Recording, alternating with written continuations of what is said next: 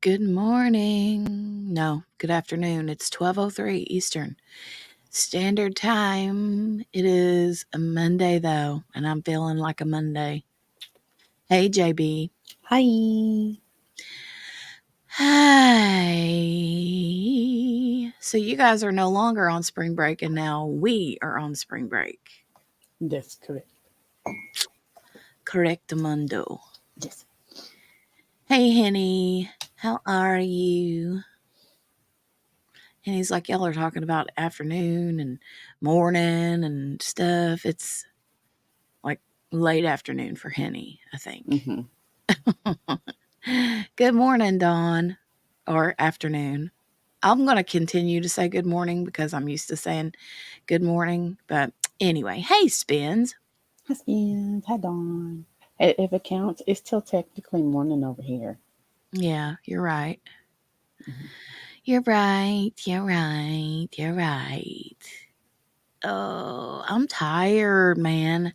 Tired. Mm-hmm. But we're going to get back into this Delphi deep dive today. So lots more reading. There was some I don't know, I guess. So I think it was JB. Was it JB or QB? Which one of you two alerted me to the fact that Becky Hill had her press conference today? That would not me. That was QB. Yeah, Okay. probably. So yeah, somebody.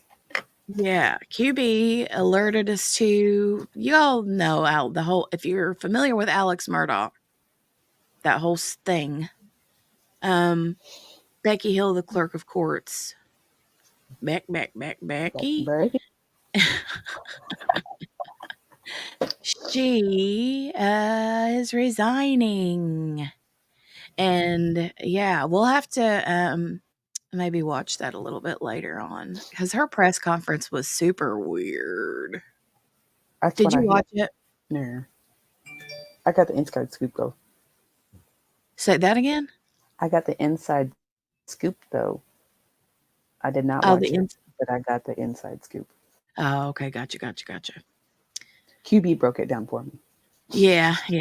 It was pretty spot on what QB said. Yeah. It was pretty weird. Hey, Margaret. Hi, Margaret. How are you, Miss Ma'am? Morgana Banana. Okay. So, we're going to get back into Delphi today, though. That's our intent. Hi, Lauren. Hi, welcome. Margaret says I got one foot in front of the other. One foot in front of the other. And soon she'll be walking out the door. I never can remember which Christmas cartoon that's from. They're all a blur now. Yeah. One foot in front of the other. I think that's the one with the kid that wants to be the dentist. The Year Without a Santa. I get them confused. Santa Claus is coming to town, says Margaret. Okay. I get all those old Christmas cartoons all mixed and mangled. Yeah. All right. So we ended our last Delphi deep dive on page 66 of Yep. the FRANKS Memorandum. So if you are new here, we started a deep dive into Delphi a few weeks ago, and we broke them down into parts. Oh, wait a minute. What'd you do? Lauren is Henny Lauren's daughter? Well, how about that, Biz? Oh, I love it. That's so Lauren, if you are cool. Henny's daughter, welcome, because you know what? We love our Miss Henny. Yes, we do.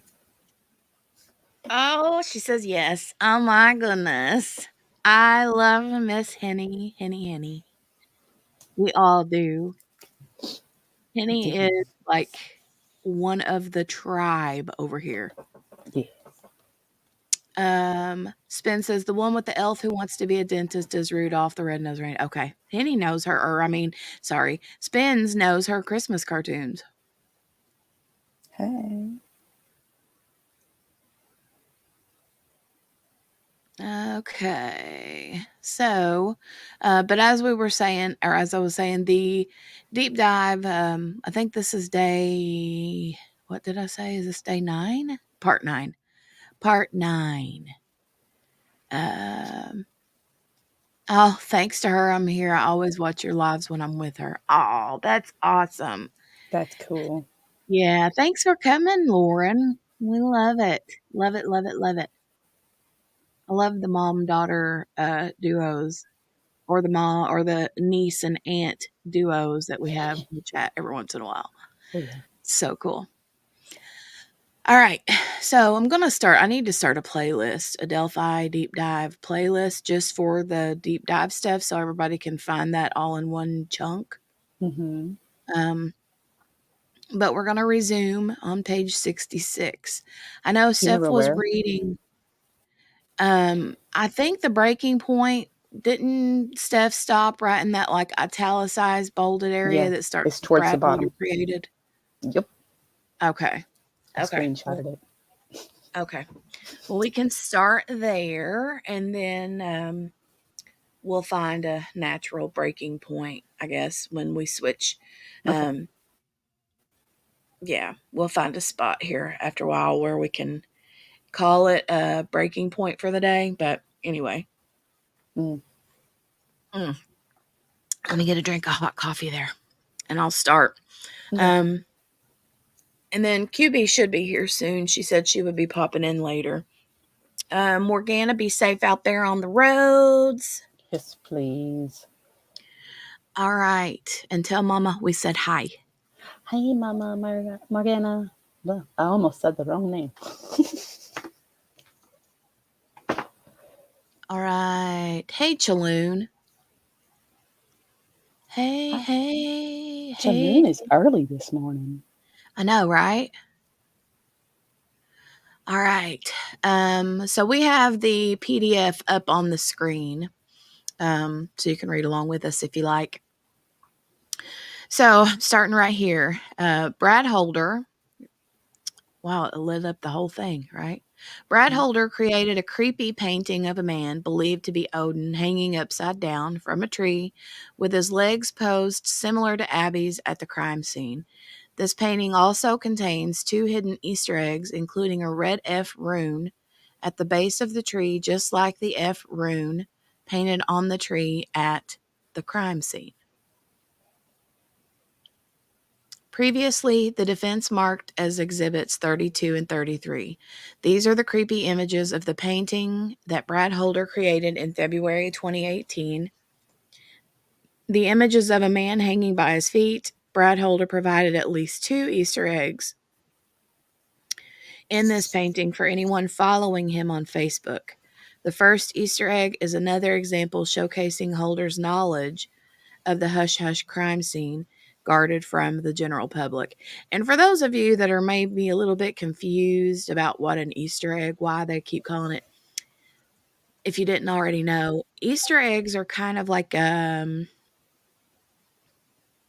How would you explain that, JB? Like, I'm trying to Hidden think in of. plain sight.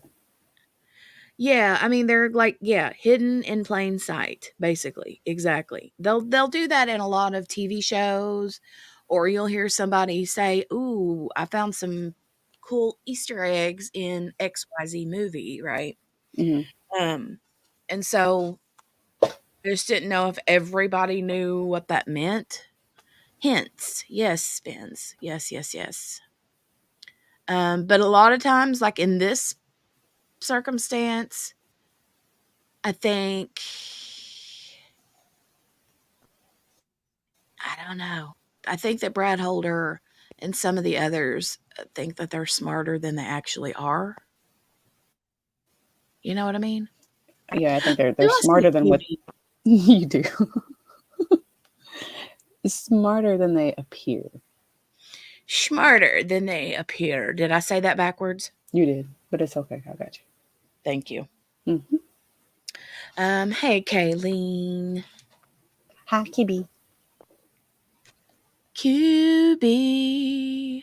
Hey, I'm trying to get my headphones to work and they're not cooperating.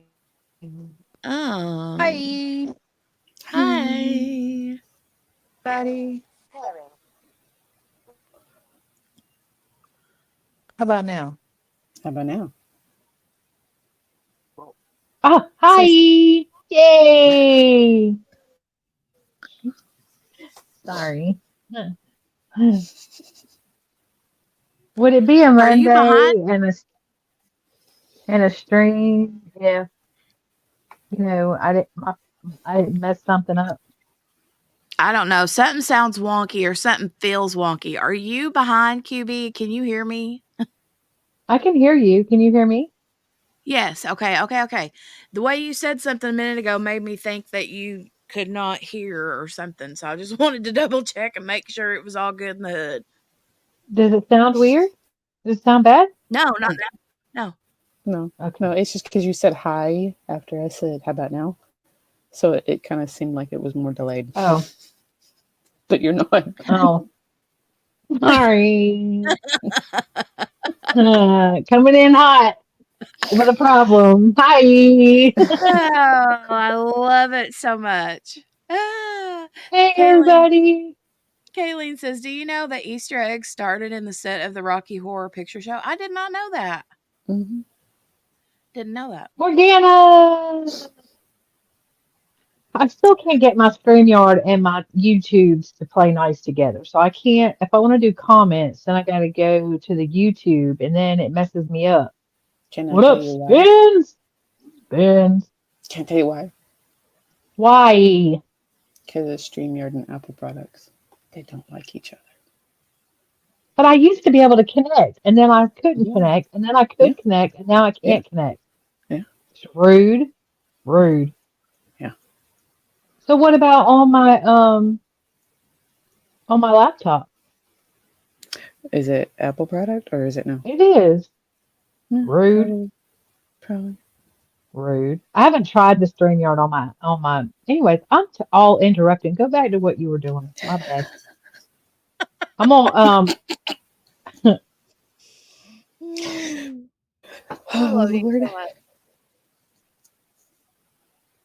y'all. Are we good? Yes. Go ahead. I love I'm sorry.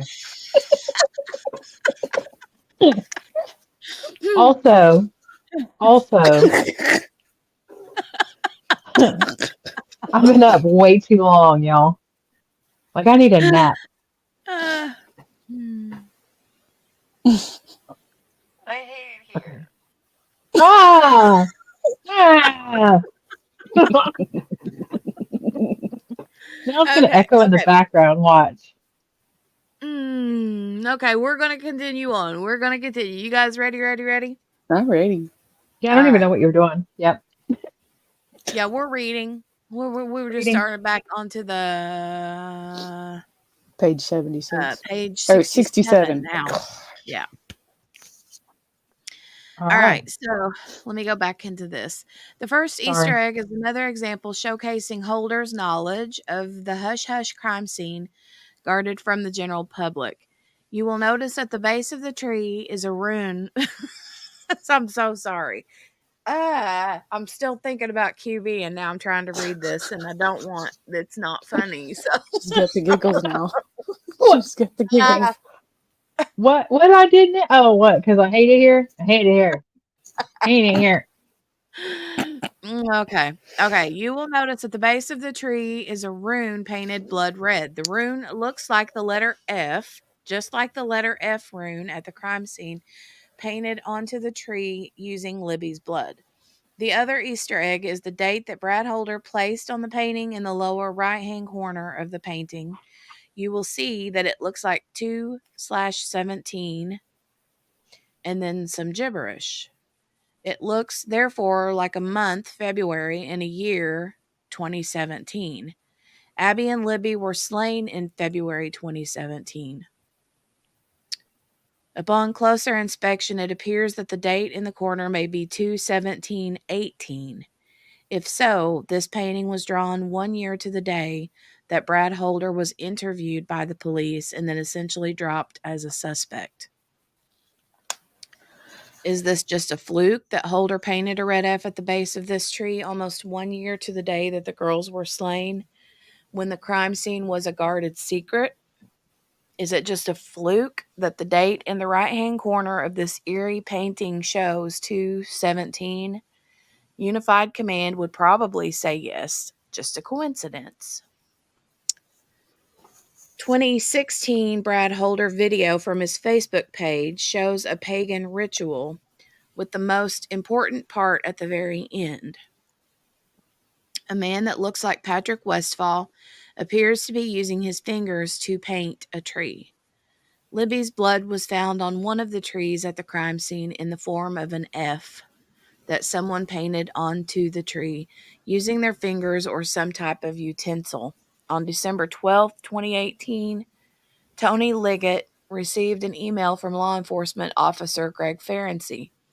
It is a very informative email concerning Brad Holder's supposed alibi and the investigation into whether Holder dumped his old phone and received a new phone number, and also whether Holder sold his vehicle after 2/13/2017. Find attached a copy of this email marked as Exhibit 48.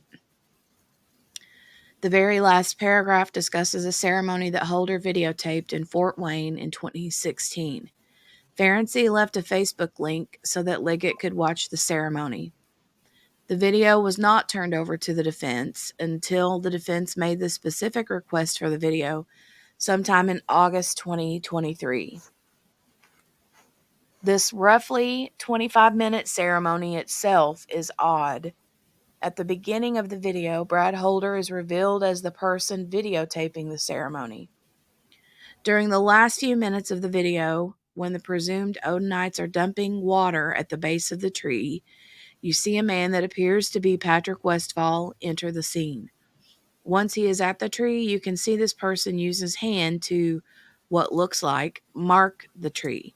Unfortunately, the viewer cannot see with what word, letter, or symbol, if any, this person, presumably Westphal, is marking the tree. The marking appears to occur at a similar height from the base of the tree as the marking of Libby's blood in the crime scene photos. Ferenczi sent a link of this video directly to Liggett. This video seems to show Westphal marking the tree in a similar manner in which the F tree was marked with Libby's blood at the crime scene. Even Ferenczi commented on Westphal marking the tree in the email. Yet Liggett either intentionally or recklessly disregarded this evidence, potentially linking both Holder and Westphal to the crime scene.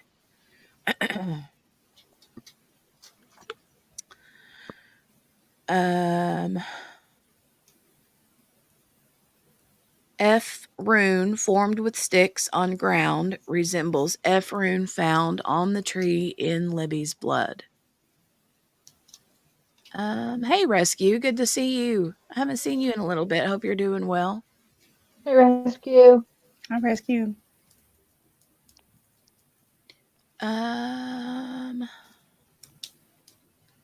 me go back. See where I was at. Okay. Efferune formed with sticks on the ground resembles efferune found on the tree in Libby's blood. Attached to the memorandum is a photo provided to the defense in discovery from Brad Holder's Facebook page. The photo shows an F that Holder made from sticks from a tree. This image is marked as Exhibit 50. The defense took that image and placed it side by side with the F made from Libby's blood at the crime scene and marked that side by side photograph as Exhibit 51. Again, these exhibits display yet another example of Holder posting to Facebook images that mimic information from the crime scene unavailable to the public in two ways. One, sticks used like the runes on the girls, and two, the F rune is used as the F rune used and painted on the tree. And then here it's talking about a meme that Brad Holder posted on 2/17/17, 3 days after the girls are found murdered, which discussed how real friends, in quotes, real friends, will help you move dead bodies, and then the friends will keep their mouths shut. This meme was deleted at some point in time, but still recovered by law enforcement. Exhibit 52 is a meme that investigators found that had been erased from Brad Holder's Facebook page. This image was obtained through discovery. The meme shows a still shot from a scene from the movie Goodfellas, in which the main characters are moving a dead body from one place to another. Billy Bat's dead body had been in one location, but later it was moved. The meme says, "Your real ones don't judge you or ask a bunch of questions." Image of the Goodfellas moving the dead body. They help you move the body and never speak of it again. So I'm just going to say, okay, I am guilty of posting those sorts of memes myself. However,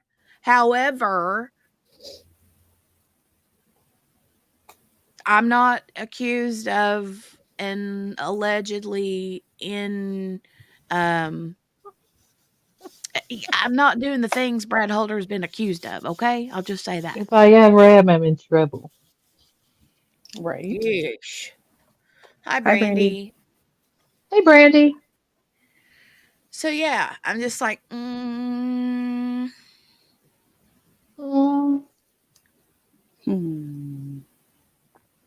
I don't know. Little sussy. All right. So 3 days earlier, Brad's son's girlfriend was found murdered. Okay. They're talking about Abby here. Brad's son's name is Logan. I think his name is, Mm-hmm. his name is Logan. The girls' bodies were moved at the crime scene from one location where they were killed to a different location at the crime scene where they were then found on February the 14th, 2017. That is speculation, but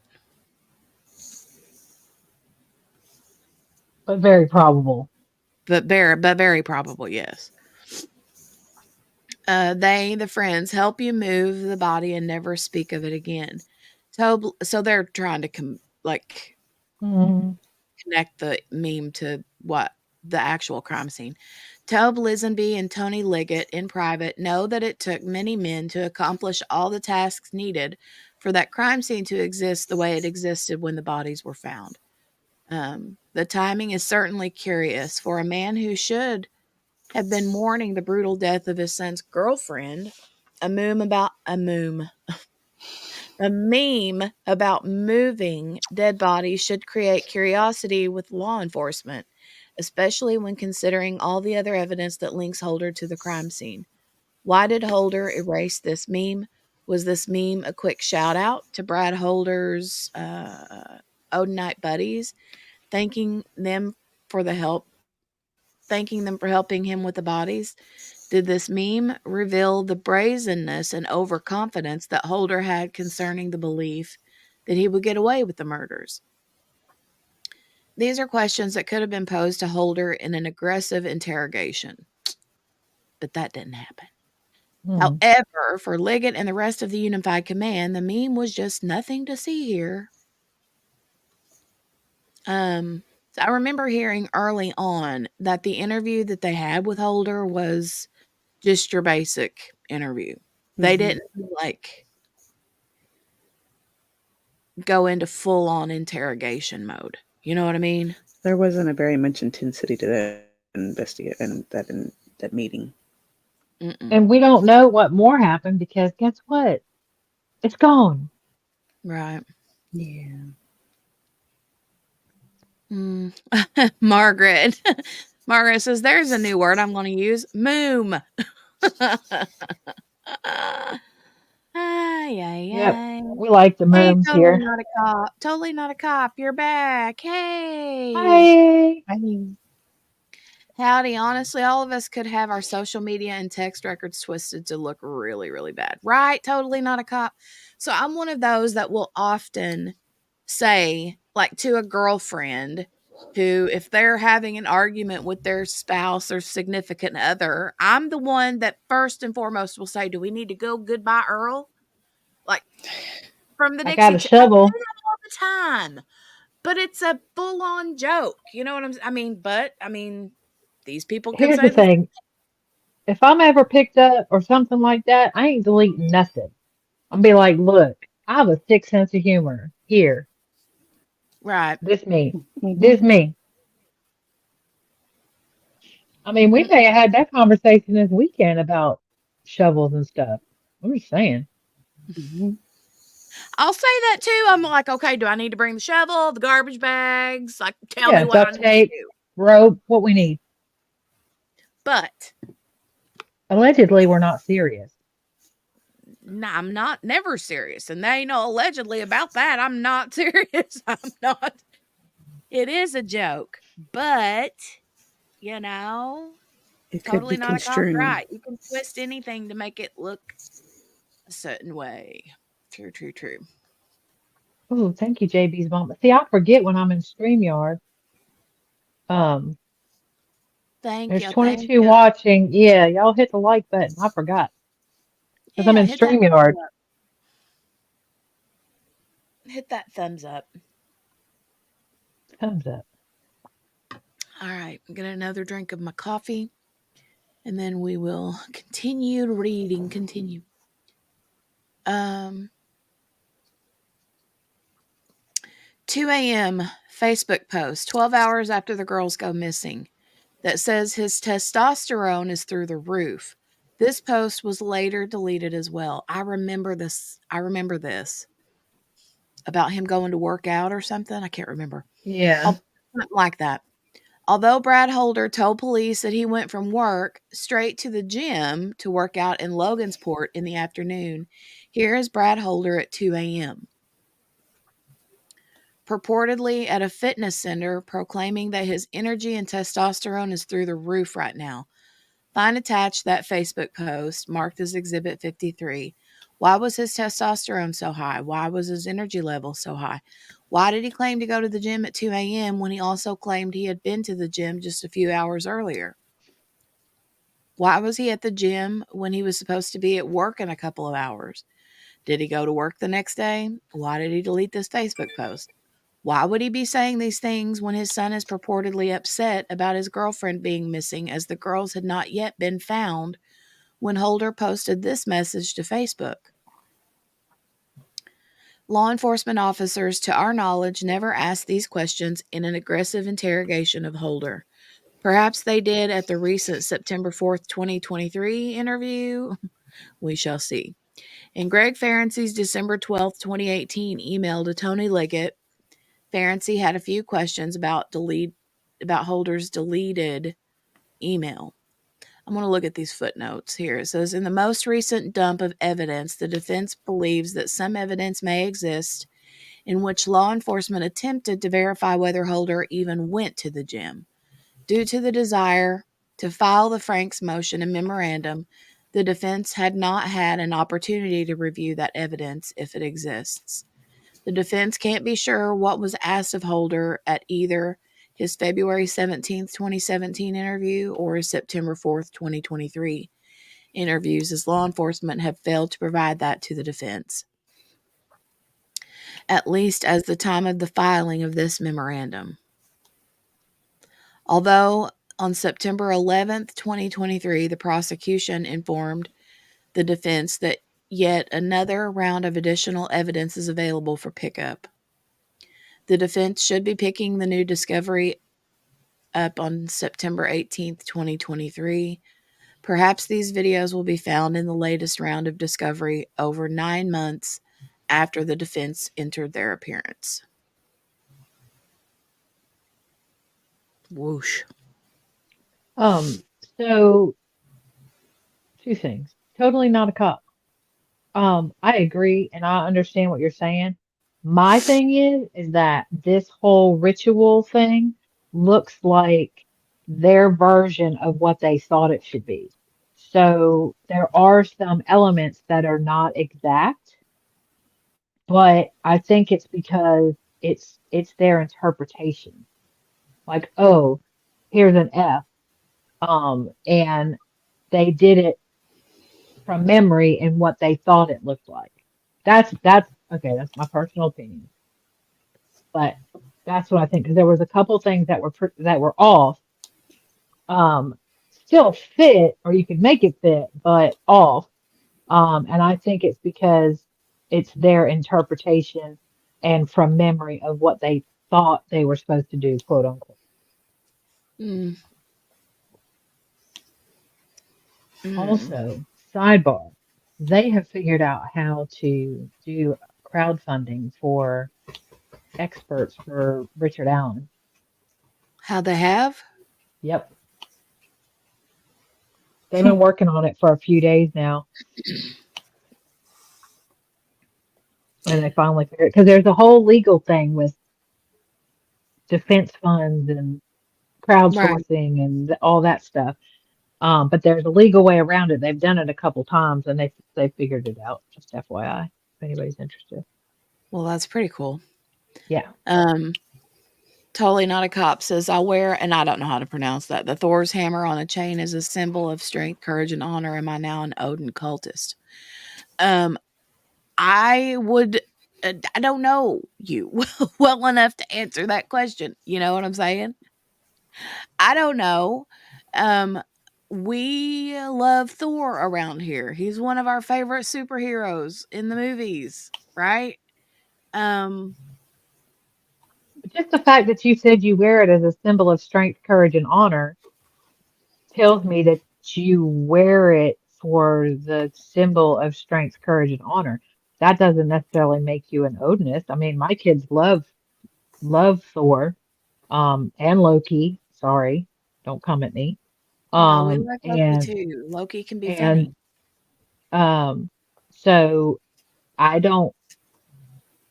I wouldn't say just the simple wearing of Thor's hammer makes you an Odinist. Now, if you out doing rituals and stuff and wearing the Thor's hammer, then maybe yeah. Right. But I mean, it's kind of the same way,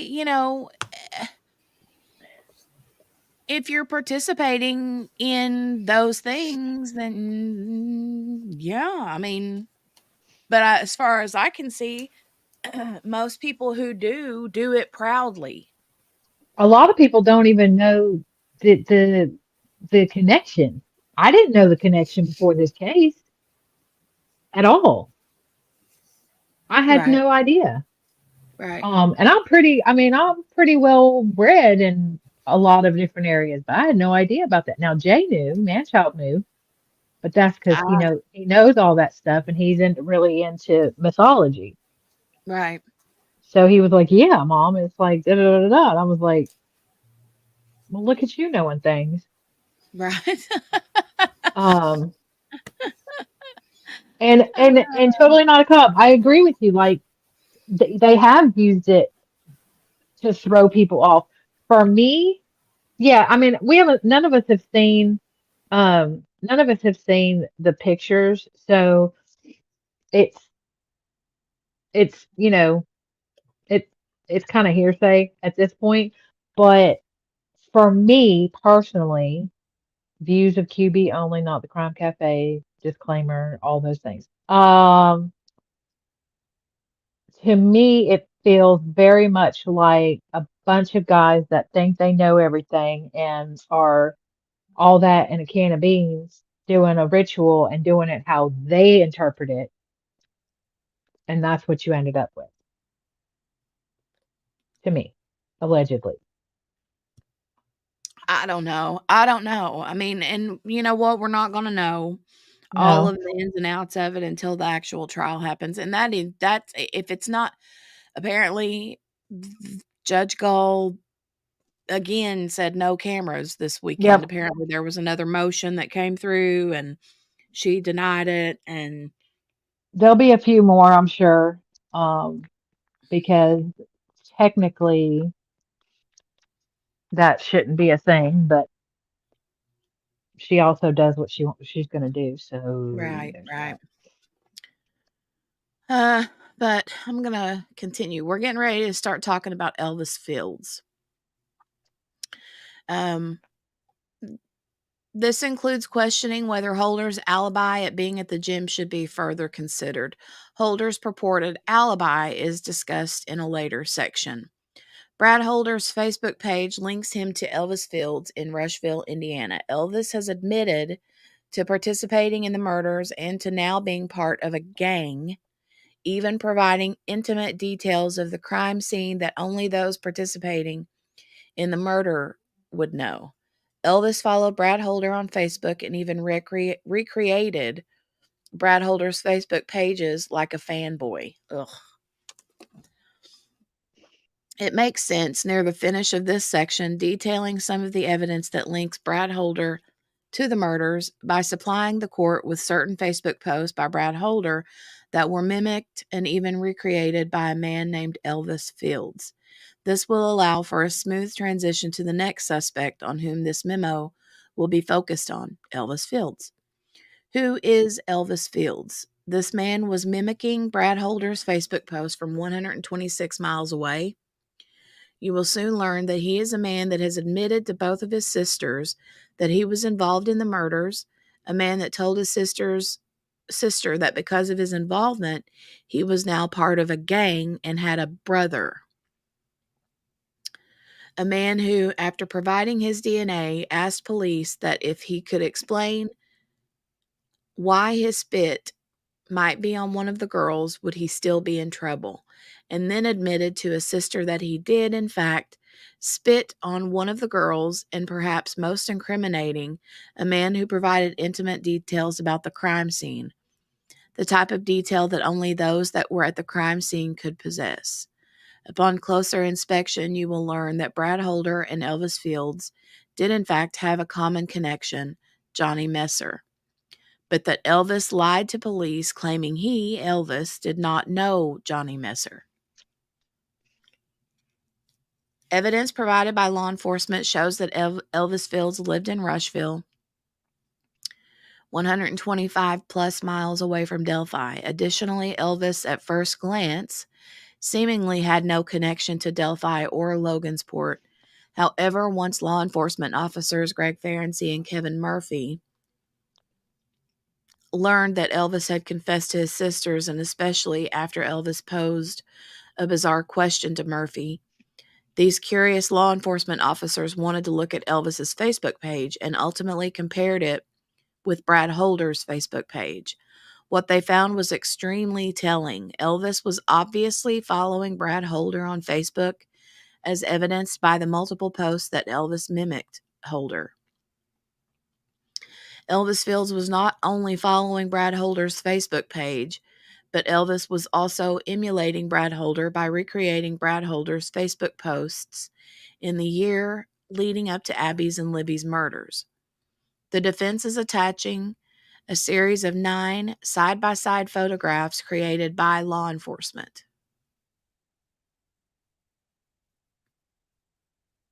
What does that mean?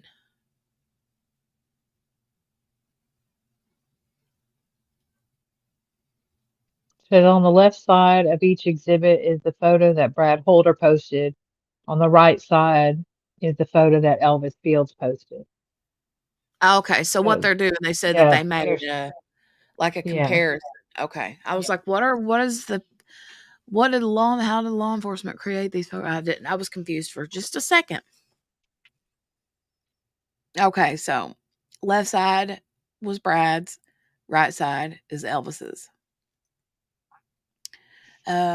Posted on his Facebook page, in which Elvis took the time to actually recreate the photograph that Holder posted. They're marked exhibits 55 through 63, highlighting just a few of those side by side photographs. Exhibit 55 shows that Brad Holder posted an image of brass knuckles surrounded by other guns, next to Elvis Field's mimicked post, recreating a photo featuring brass knuckles surrounded by knives. Exhibit 56 shows that Brad Holder posted an image of Holder placing a single arrowhead in his hand next to Elvis Field's mimicked post, recreating a photo of Elvis placing a single arrowhead in his hand. 57 shows that Brad Holder posted an image of two arrowheads near each other, and then Elvis's mimicked post, creating a photo of two arrowheads near each other. 58 shows Brad Holder posted a photograph of a single clear mason jar, and then Elvis has a photo of a single clear mason jar. That's weird. Hey, Jenny, can you look at back check for a minute? Yeah.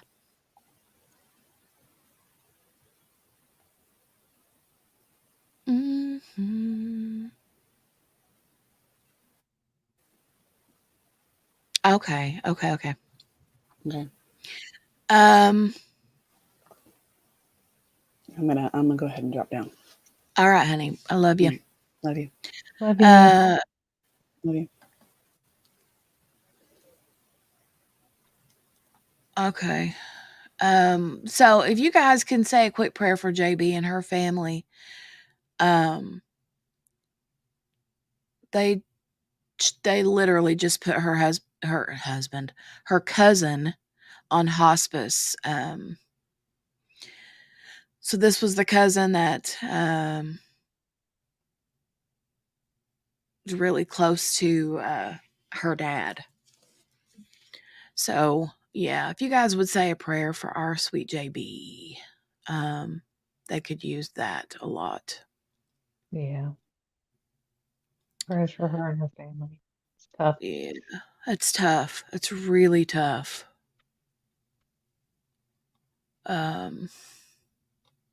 We've been through, anytime they say the word hospice, you know what I'm saying, and it's just tough. But yeah. Just continue to send JB all over your love and thoughts and prayers, and we'll keep in touch with her. And then in turn in touch with you guys. So we love you, JB. We love you, love you, love you. Breaks my heart. You're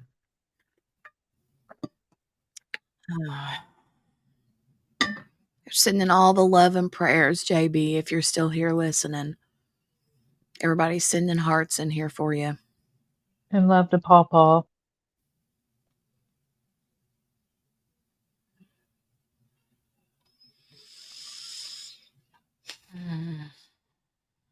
Yeah. Give Papa our love too, JB.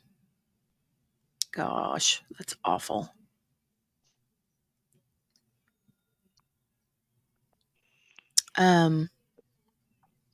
Well, I will continue reading. And then QB, I don't know if how long you're gonna be, if you're here for the long haul for today or if you're here for just a short time or what. Yeah, no, I'm here. Okay. I got it pulled up. If you need me to read, I'm good. I'll slow down because apparently 2-time QB speed is overwhelming. I can't. I'm not Abigail. I'm not Abigail. Dang. Yeah, I can't 2 times speed. Nah. 125 is about my max. Yeah. My brain Well, starts to like short circuit. I'll go on a little bit more. When we get to page 74, I'll let you take over from there. All right. So, talking about the mimicking of the photos. This mimicking is certainly curious, especially when Brad Holder's son dated Abby Williams and when Elvis Fields, 125 plus miles away, confessed to both of his sisters on 2 different occasions that he was involved in the murders. This confession included telling one sister that Abby Williams was a troublemaker, and that is why he, Elvis, used sticks to form horns on Abby's head, and admitting to another sister that he was in big trouble and going away for a while because he was present when the girls were murdered and that he spit on the girls. What are the odds that Brad Holder's son is dating Abby Williams and 125 miles away, a fanboy of Brad Holder named Elvis Fields was mimicking Brad Holder's Facebook posts? And that fanboy admitted to being involved in the murders of the girls.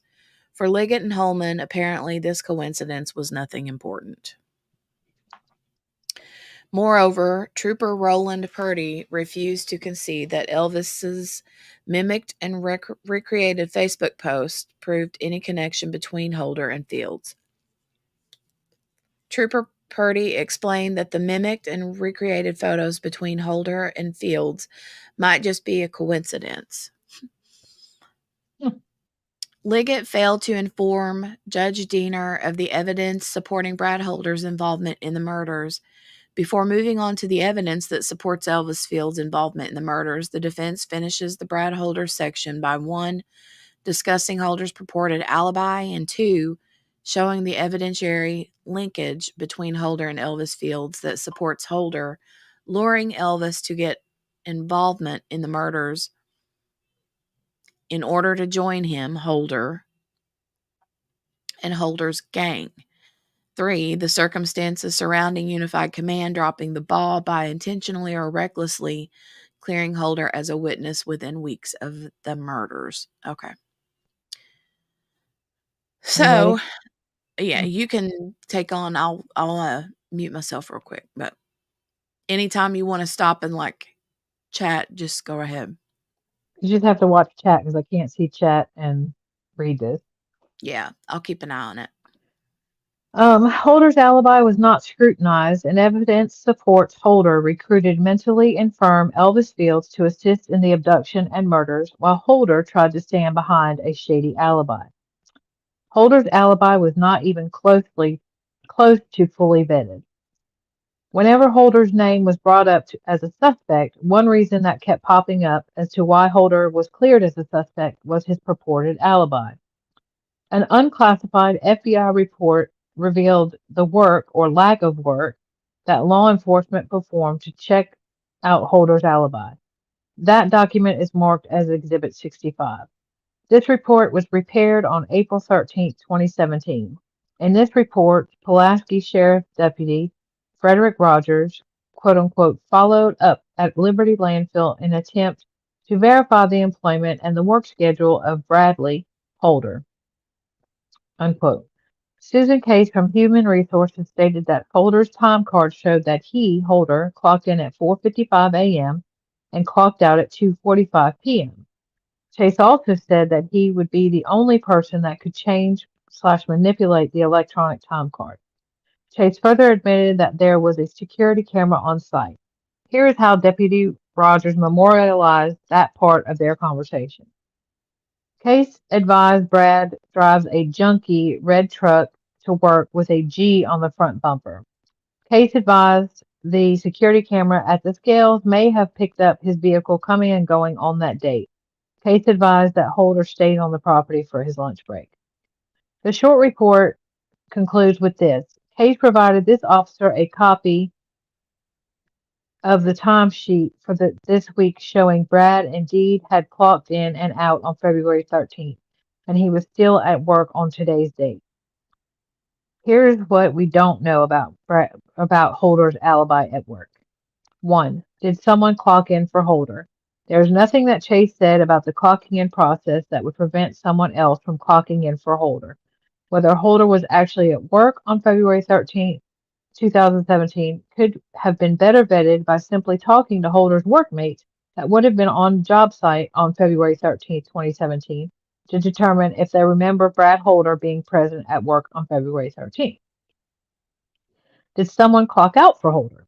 The same logic applies to this question. Perhaps Holder clocked in but then left early and asked one of his work buddies to clock out for him. It is unknown whether Odenites worked alongside Holder at the landfill, as it appears that Deputy Rogers did very little investigative work on this very important topic of Holder's alibi. Nor did anyone at Unified Command provide instructions for law enforcement to fully investigate every aspect of Holder's alibi. 3. Did Chase actually watch the video? The report is so poorly written that it cannot be determined whether Holder's distinctive video could be seen on the video or whether Chase was merely claiming that, hey, if you want to watch a video from the camera placed near the scale, it may show Holder's truck coming and going. 4. Did anyone in law enforcement watch the video alluded to by Chase, and if so, what did they see? It is quite maddening that the report refers to possibility that a simple review of a video could determine whether Holder's junky red truck with a G on the front bumper was seen coming and going on February 13th. However, the fact is that this report does not inform anyone of whether law enforcement ever viewed this video. It would be presumed that if the deputy did watch the video, he would have memorialized it. 5. Even if Holder's truck was viewed on the video, was Holder the person driving the truck as it arrived at the work site? Perhaps the video would be able to show the image of the person driving the truck to see if it was Holder. 6. Even if Holder's truck was viewed on the video, was Holder the person driving the truck as it left the work site? In the event that Holder wanted to appear showing up for work, but then left early in someone else's vehicle, who picked Holder up at the site to get to Delphi in the early afternoon, it would be important to know who was driving the truck when it left the property. It is only 24.3 miles or 32 minutes from Buffalo, Indiana to Delphi, Indiana. Even if Brad Holder actually clocked out at 2:45, he could have been to Delphi by 3:15. If Holder left at noon and had a buddy of his clock Holder out a couple hours early to create the illusion that Holder was there all day, then Holder could have been on the trail by 1 p.m.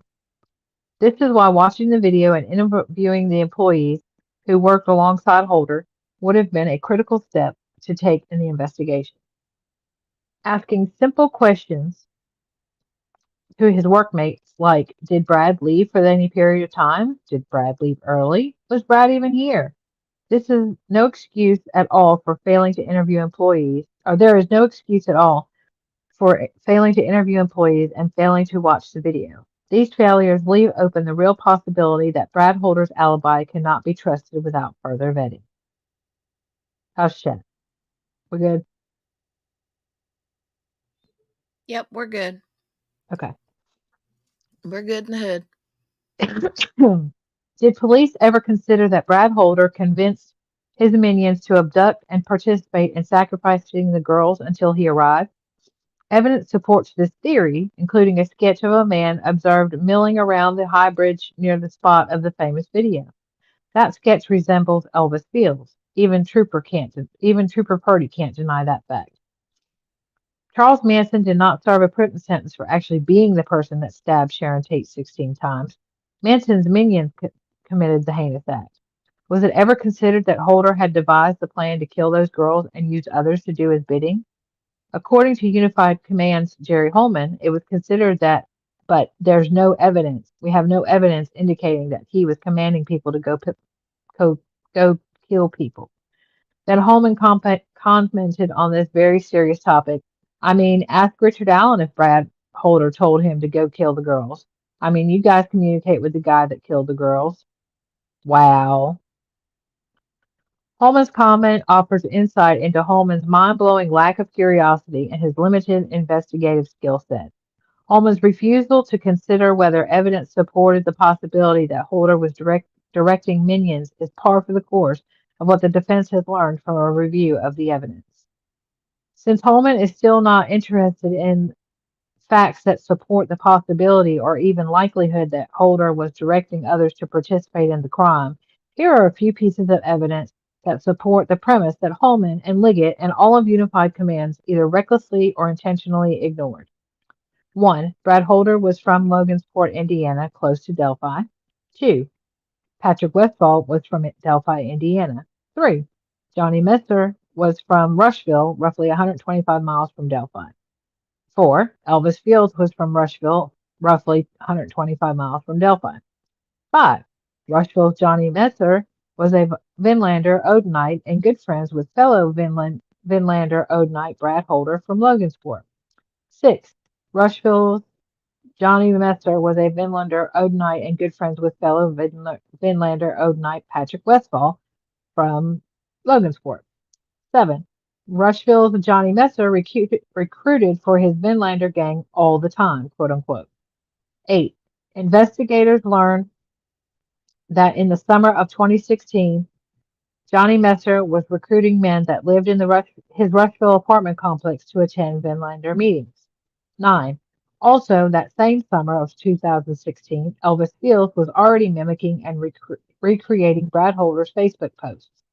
This fact would provide evidence that Johnny Messer had already recruited Elvis Fields and introduced him to Brad Holder, and that Elvis was now following the group's leader, Brad Holder, on Facebook, and that Elvis was also emulating Holder. 10. The recruiter, Johnny Messer, was a friend acquaintance of Elvis Fields, also from Rushville. 11. The recruiter, Johnny Messer, therefore knew both Brad Holder and Elvis Fields. 12. The recruiter, Johnny Messer, knew both Patrick Westfall and Elvis Fields. 13. The recruiter, Johnny Messer, admitted in his October 23, 2018 videotaped interview that Rod Abrams, Ned Smith, and Elvis were all interested in joining the same club that he, Messer, and Holder were involved in. But Messer, claimed that he did not think Vinlanders would be interested in them. Messer's comment appears as a self-serving attempt to distance himself from being the person that connected Holder with Elvis, in light of the fact that Dougie, a man who was mentally infirm, had been affiliated with the club. See footnote 102.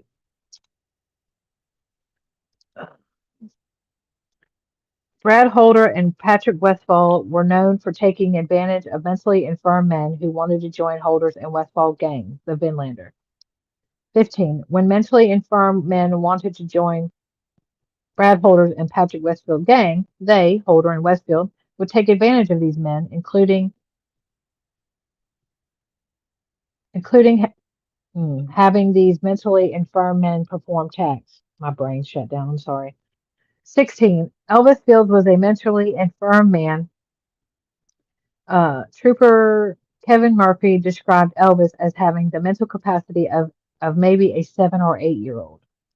17. Evidence provided by law enforcement shows that Elvis Fields, 125 plus miles away, and with no connection to Delphi or Logansport, was following Brad Holder on Facebook. 18. Evidence provided by law enforcement shows that Elvis Fields was not only following Brad Holder, but that Elvis was also emulating Brad Holder by taking the time to recreate Brad Holder's Facebook posts in the year leading up to Abby and Libby's murders. 19. Elvis's Facebook mimicking of Holder's posts may show that Elvis Fields was enamored of Brad Holder and also wanted to be part of Holder's gang, the Vinlanders. 20. Holder was known to prey on lower functioning members of society and to take advantage of them, and Elvis was a lower functioning member of society. 21. Was Holder grooming Elvis, hoping that down the road Elvis would do Holder's bidding? 22. Did Elvis actually do Holder's bidding? Evidence supports that Elvis did in fact do Brad Holder's bidding. 23. An eyewitness observed a man within a few hundred yards of Monon High Bridge where the girls were abducted. That man looked like Elvis Fields. 24. The name of the eyewitness is Teresa Liebert. 25. Teresa Liebert lived on the same side of the Monon Bridge, only 560 yards from the very place where the famous Down the Hill video was taken. 26. A paved road, Country Road 625 West, and almost in front of Teresa Leibert's home. 27. However, the road turns into a private gravel road that continues toward the Montauk Bridge and services the home of Brad Weber. 28. Around 8:30 a.m. on the morning of February 13, 2013, Teresa Liebert observed a man on 625 West near her house standing near mailboxes used by property owners nearby. Exhibit 126 is Liebert's affidavit covering paragraphs 26 through 41.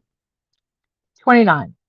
Teresa Liebert has never observed the homeowners walk to their mailbox because of the distance from their homes to the mailbox. The homeowners drive their vehicles to drop off and pick up their mail. 30. Teresa Liebert has never seen this man before. 31. Teresa Liebert was in the passenger side of a truck being driven by her husband, Dave Liebert. 32. The man Teresa Liebert observed was standing very close to the passenger side of the Liebert truck as they passed him. 33. Teresa Liebert, sitting higher in the truck, had a good view of the man's face as she passed him and noticed that the man appeared to be startled and concerned at being seen. 34. Teresa Liebert, in fact, turned to her husband and asked something like, "What do you think he's doing?" 35. After passing the man and driving approximately 50 more yards in their driveway, the Lieberts exited the truck. 36. After exiting the truck, Teresa looked in the direction of where the man had been and noticed he was gone. 37. Teresa did not see him on the road at all. 38. Teresa believes that the man had to immediately and intentionally hide after they passed him on the road, which would explain his sudden disappearance. 39. The only reason anyone would be walking down that dead-end road would be if they were lost or if they were going to see the Liebert family or the Weber family. 40. Teresa also remembers that man she observed wearing a canvas jacket that was nondescript in color, but doesn't remember a hat. 41. Later, Teresa Liebert was asked to provide a description of the man's face that she observed that morning. She did provide the description. 42. The sketch of the man that Teresa Liebert observed that morning closely resembles Elvis Fields. 43. Even Trooper Purdy had to admit that the Teresa Liebert sketch and the photo of Elvis resemble one another. Find attached the Teresa Liebert sketch marked as Exhibit 71 and a photograph of Elvis Fields provided in discovery that Purdy was comparing with the sketch marked as Exhibit 72. 44. After the girls were murdered, Elvis told his sister that he was now part of a gang and had a brother. 45. Was the gang mentioned by Elvis Vinlanders? And was the brother Brad Holder? Again, these are types of questions the monumentally inept Unified Command should have been asking. Trooper Jerry Holman indicated in his deposition that there was no evidence that Brad Holder may have directed others to kill the girls. As stated earlier, Holman even proclaimed that Holder was not even really a suspect. The defense disagrees. Sometimes it just takes a little digging, a little curiosity, and the ability to put puzzle pieces together. Very early on, multiple tipsters contacted law enforcement via the tip line, requesting that Brad Holder be investigated as a suspect. But Liggett and Unified Command quickly cleared Holder as a suspect despite mounting evidence linking Holder to Abby Williams and the crime scene. What the what? Within days of the girls' ritualistic sacrifice, law enforcement started receiving tips from citizens who thought Brad Holder was possibly involved in the murder of the girls. For example, a report identified as that number was submitted at 7:21 p.m. Eastern Daylight Time on February 16, 2017. The narrative on this report stated the following. Father of Logan Holder, ex-boyfriend of Libby, social media shows him a member of Vinlanders, posts of half-dead woman and fascination with Gothic figures and symbols out of tree branches. Emphasis added. This tip intake was shown as being evaluated by Delphi investigators only 10 minutes later, 7:31 p.m. The evaluator of that intake concluded that this tip required a lead. 2 days later, Tony Liggett found at that time approved the lead, therefore requiring further action be taken on the lead. Exhibit 45 was previously submitted as an unredacted copy of this document and was submitted confidentially. However, only 13 days later, Liggett would change his mind as to the importance of Brad Holder as a suspect. On March 1st, 2017, at 4:27 p.m., a report identified as that report number was received by Liggett. That report number was a local police report that was also a word-for-word regurgitation of an FBI report discussed below. At the end of that report, Liggett concluded that no leads required. This means that after reviewing the contents of the report, Liggett was not interested in following up on Brad Holder as a lead. Exhibit 37 is an unredacted copy of this document filed confidentially. On February 17, 2017, the FBI interviewed Holder at the Delphi Police Department. The turnaround on interviewing Brad Holder was very quick, as only 3 days had passed since the girls were found murdered. Attached is Defense Exhibit 73, which is the FBI report that memorialized that interview. According to the report, below is an interview summary. It is not intended to be a verbatim account and does not memorialize all statements made during the interview. Communications by the parties in the interview room were electronically recorded. The recording captures the actual words spoken. Emphasis added. As stated earlier, after over 9 months, Rick's defense team still does not possess this electronically recorded interview of Brad Holder. Otherwise, it would attach a copy of that recording for the court to review. Presumably, this electronically recorded interview still sits in the Delphi police station, or possibly at the prosecutor's office, as the defense learned on September 11th that more discovery as ready to be picked up. Also, in this document, Holder told Special Agent Robert Pohl and Hammond Police Sergeant Christopher Goatee the following. He, Brad Holder, stated that his son, Logan, 16 years old, was a friend of Abby. On Monday the 13th, Holder received a text from Delphi Police Department asking him, Holder, to call back. Holder called the officer back and had a short conversation stating that he had never met the girls. The police station asked if they could examine Logan Holder's phone, and while they were collecting the phone, they informed Logan and Brad that the girls were deceased. Holder stated that he visited Delphi every weekend to hang out with his friend Patrick Westfall. Westfall lived in Delphi and was a friend of Holder in the Army.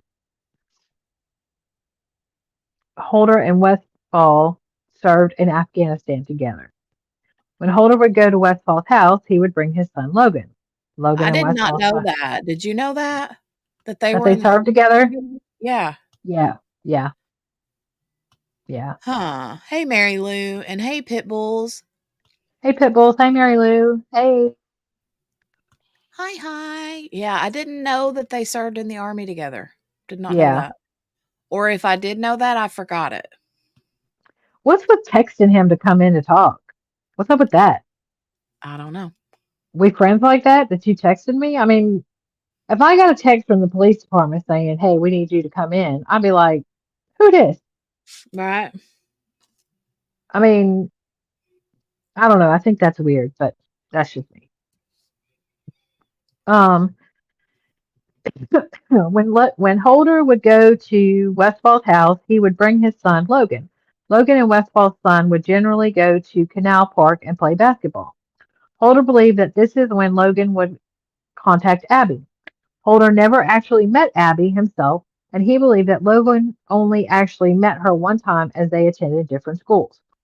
Holder knew Logan to communicate with her on the internet with his phone. Holder provided Westfall's phone number as blank. He also stated that Westfall suffers from post-traumatic stress disorder and is on disability. Holder continued to state that he and Westfall started a tribe of Asatru followers. Asatru was described as a warrior religion popular with members of the military. Holder, Westfall, and Westfall's girlfriend, Rachel Miller, hosted Ask the True meetings every Sunday at Westfall's house. Holder stated that there are only 5 to 6 regular members that attend. That's what Not a Cop was asking about earlier, is if they attended Ask the True meetings. Apparently, they held their own. Holder was asked where he was on Monday. He stated that he was at work driving machinery at Waste Management in Buffalo, in Indiana, until he clocked out somewhere between 2 and 4 p.m. After work, he went to the gym, workout anytime in Logansport. Again, this very FBI report was later converted into a document that was reviewed by Tony Liggett, Exhibit 74. Upon reviewing this document, Tony Liggett concluded that no leads required. In his August 8, 2023 deposition, Tony Liggett explained the different phrases used concerning how law enforcement dealt with tips. In the deposition, Liggett could not remember the exact language used to describe the situation when there was nothing more that could be done with the tip, meaning the tip was a dead end. In the deposition, Liggett said that he believed the phrase used by law enforcement in reports to denote when essentially there was nothing left to do with the tip, i.e. a dead end, was no further leads, quote unquote. In his deposition, Liggett also differentiated between the means of no further leads and another phrase that might appear on reports, fully covered, quote unquote. According to Liggett, no further leads, quote unquote, meant that there was just nothing to start with. Fully covered means someone, i.e. law enforcement, did something with that and it was completed. When pressed as to what those two phrases, no further leads and fully covered, meant in practical terms of whether there would be an expectation of future investigation related to the subject of the tip, Liggett said that both of those phrases meant that law enforcement had completed the work on the tip. In other words, the tip was dead. It is obvious between Liggett's deposition and the language Liggett used in the report, no leads required, that he, Liggett, had concluded that there was no further investigation needed of Brad Holder at that time because, as he said in his deposition, there had been nothing there from the beginning that needed investigating concerning Holder, meaning no more work to be done, no more investigation to be conducted concerning Brad Holder.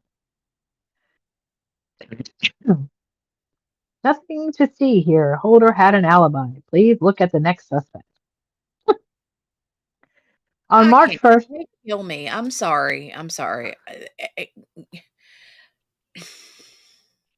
Nothing to see here. Move along, folks. And yet everything's literally screaming. Like red flags everywhere. It's like red flag central. Yeah. Yeah. It's crazy. Like, I don't get it. Hang on a second.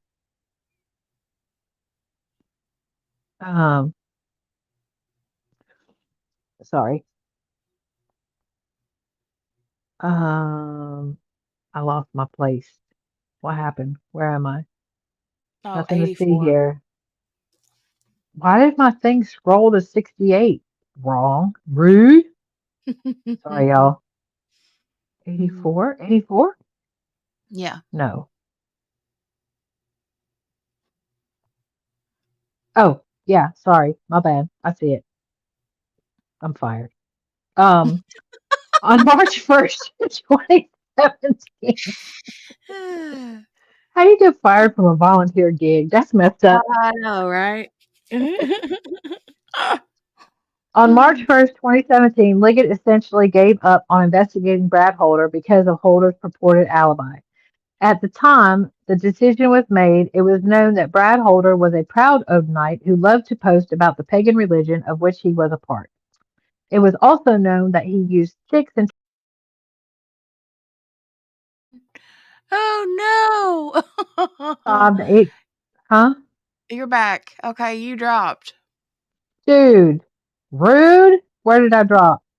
Just the last couple sentences dropped. It was also known that he used sticks and tree branches to form patterns similar to those left behind at the crime scene. Exhibits 75 to 84 are just a few of the images on Holder's Facebook pages, mostly before Abby and Libby's murder. Law enforcement also knew at the time Brad Holder was spending his weekends in Delphi with his friend Patrick Westfall. It was also known that Brad Holder's son had some sort of quote-unquote dating relationship with Abby. This all seems like the type of information that would absolutely require an intense and continued investigation into Brad Holder, and not a no further leads quote-unquote tag from Liggett. It would be crazy to think that at the early stage of the investigation, and with the information that was already known by Liggett, that he, Liggett, would assign the designation of no further leads, quote unquote, ending the investigation of Brad Holder only 15 days after the girls were found brutally murdered at a very bizarre crime scene. Perhaps Liggett typing in no leads required was simply a typographical error, or clerical error, or an unfortunate oversight. Perhaps it was one-off circumstance.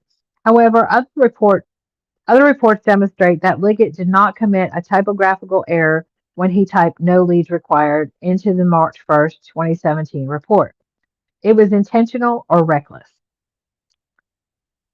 For example, another tip had been supplied to law enforcement on March 9, 2017 at 10:17 p.m. under that report. An unredacted copy of this report has been attached and marked as Exhibit 85 and has been filed confidentially. I don't know why I want to say confidentiality. In this report, the tipster told law enforcement that she, the tipster, had checked Brad Holder out and found him to be a dark and scary person through some of his postings on Facebook. You want to check him out.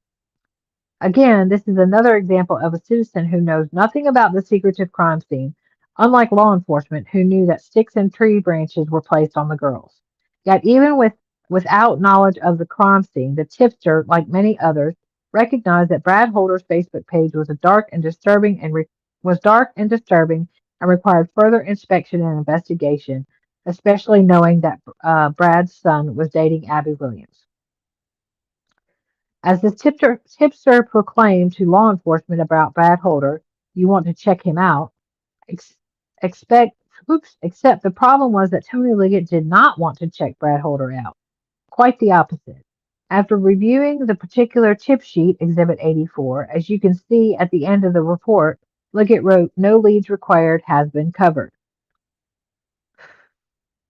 Essentially, Liggett was saying, "Nothing to see here, please move to the next suspect." In fact, as it relates to this tip, Liggett was doubling down on his concluding remarks.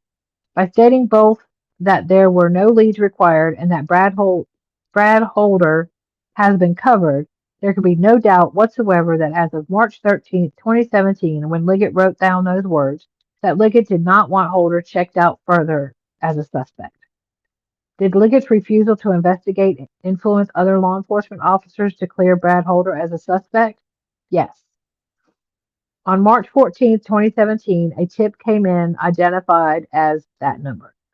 An unredacted version is attached and marked as Exhibit 86 and filed confidentiality.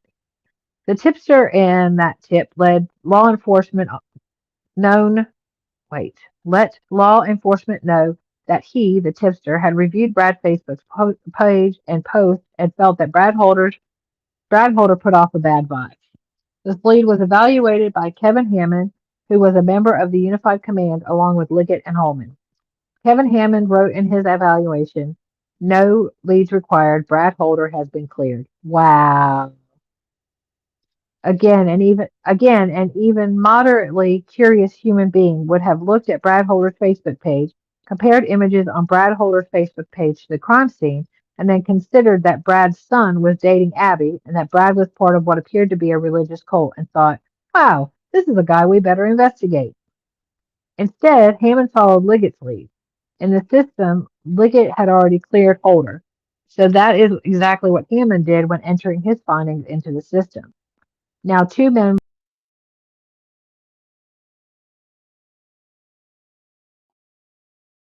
that possibly pointed. Oh, you dropped again. Hi. Hey. Let me say this part again.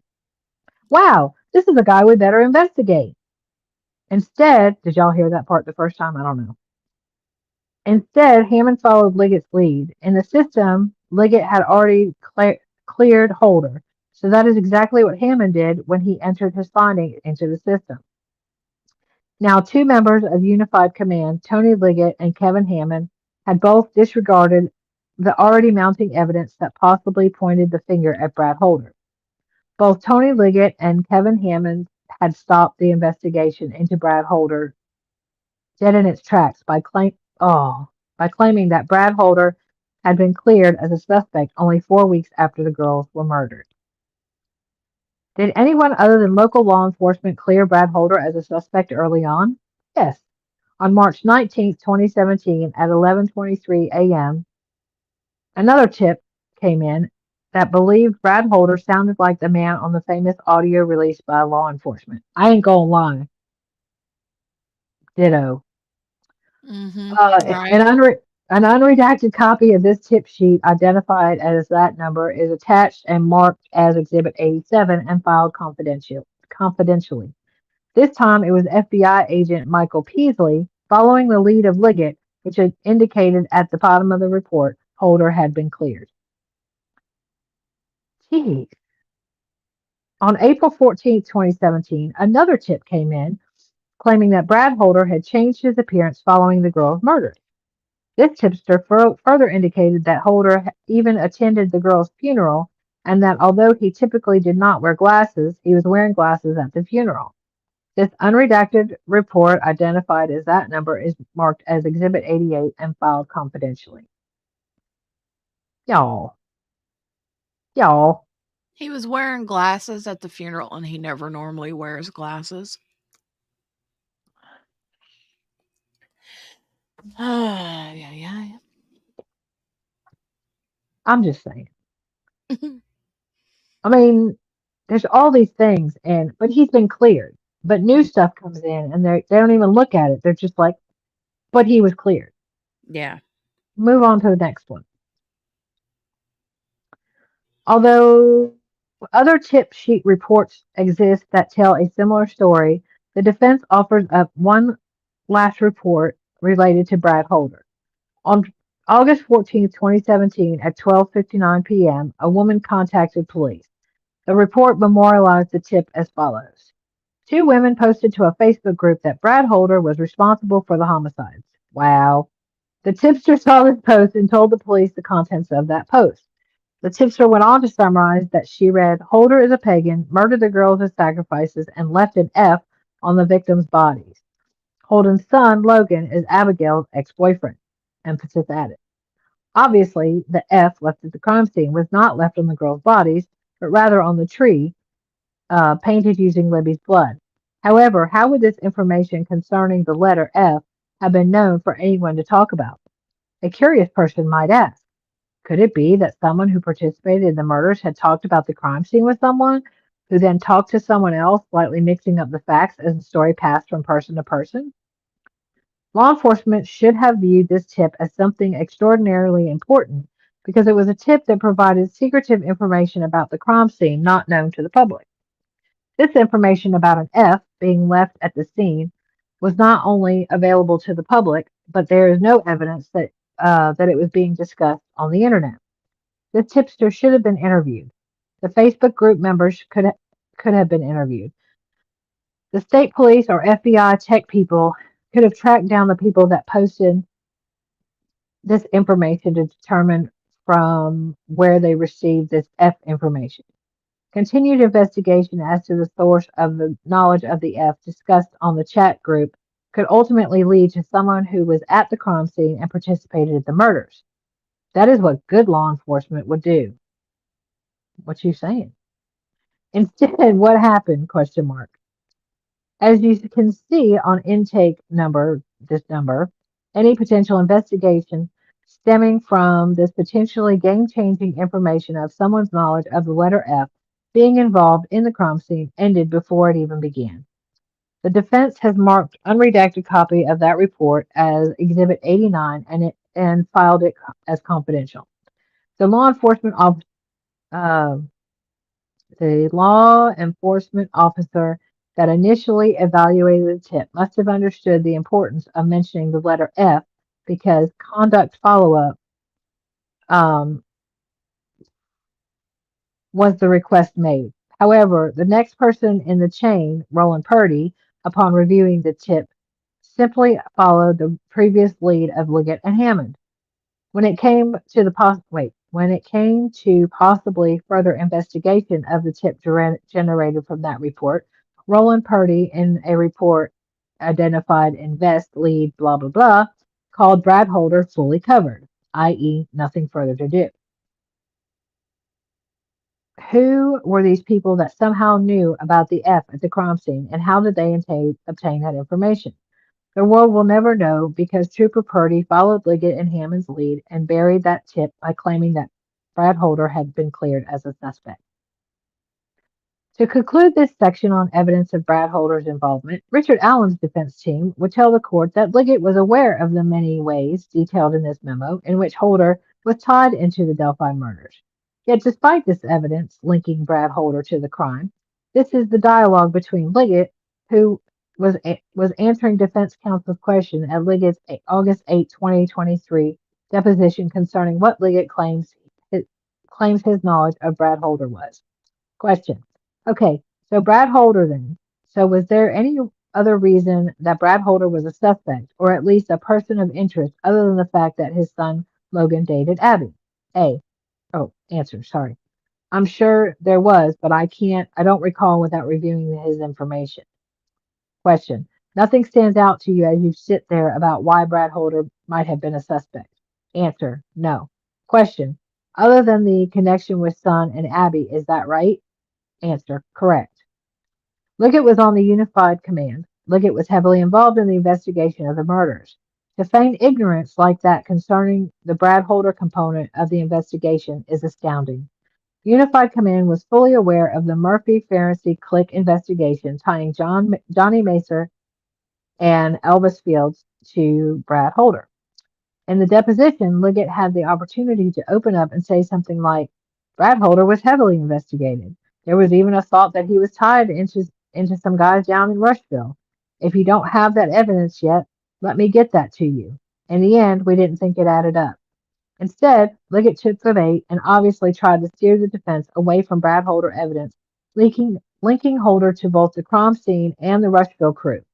With Liggett's answer here, it is not surprising at all.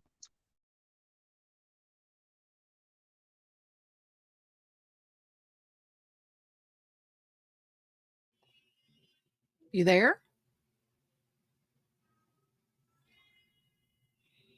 QB? QB?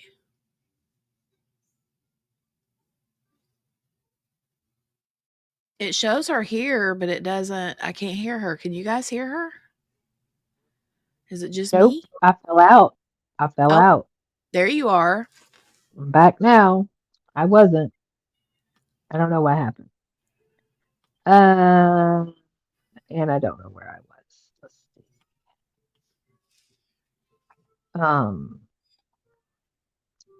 United Command was fully aware of the Murphy-Farensey clique investigation tying Johnny Macer and Elvis Fields to Brad Holder. In the deposition, Liggett had the opportunity to open up and say something like, Brad Holder was heavily investigated. There was even a thought that he was tied into some guys down in Rushville. If you don't have the evidence yet, let me get that to you. In the end, we didn't think it added up. Instead, Liggett took the bait and obviously tried to steer the defense away from Brad Holder evidence, linking Holder to both the crime scene and the Rushville crew. With Liggett's answer here, it is not surprising at all, zero, that Rick's defense team did not receive important discovery concerning the Rushville investigation, particularly Click's April 28, 2023 certified letter to McClellan until September 8, 2023. Again, McClellan only provided this discovery after Liggett and the prosecution realized that the defense was fully aware of the Rushville connections, and it was only a matter of time before we would learn of the non-discovered exculpatory evidence. Liggett either intentionally or recklessly concealed the Odenite Brad Holder information from Judge Diener in his October 13th, 2022 affidavit for search warrant. Then Liggett and McClellan attempted to conceal exculpatory evidence information from the defense. Had Judge Diener known of this concealed evidence, then Diener would not or should not have signed the warrant. And had the defense not dug in hard and found the needles in the haystack that led to its knowledge of Holder and Odenism, then the defense may never have thought to ask for missing discovery, and McClellan would never have turned over the click letter to the defense. Without the click letter, the defense would not have learned of other exculpatory evidence. The facts show, huh? Oh, thought you said something. The facts show No. that, okay. The facts show that Liggett acted intentionally and recklessly.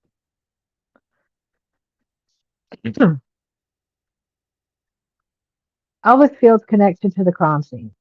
The defense has previously discussed and presented the side-by-side photos that demonstrate that Elvis was mimicking Brad Holder by taking the time to recreate Holder's Facebook post. Elvis would then post the recreated Facebook post.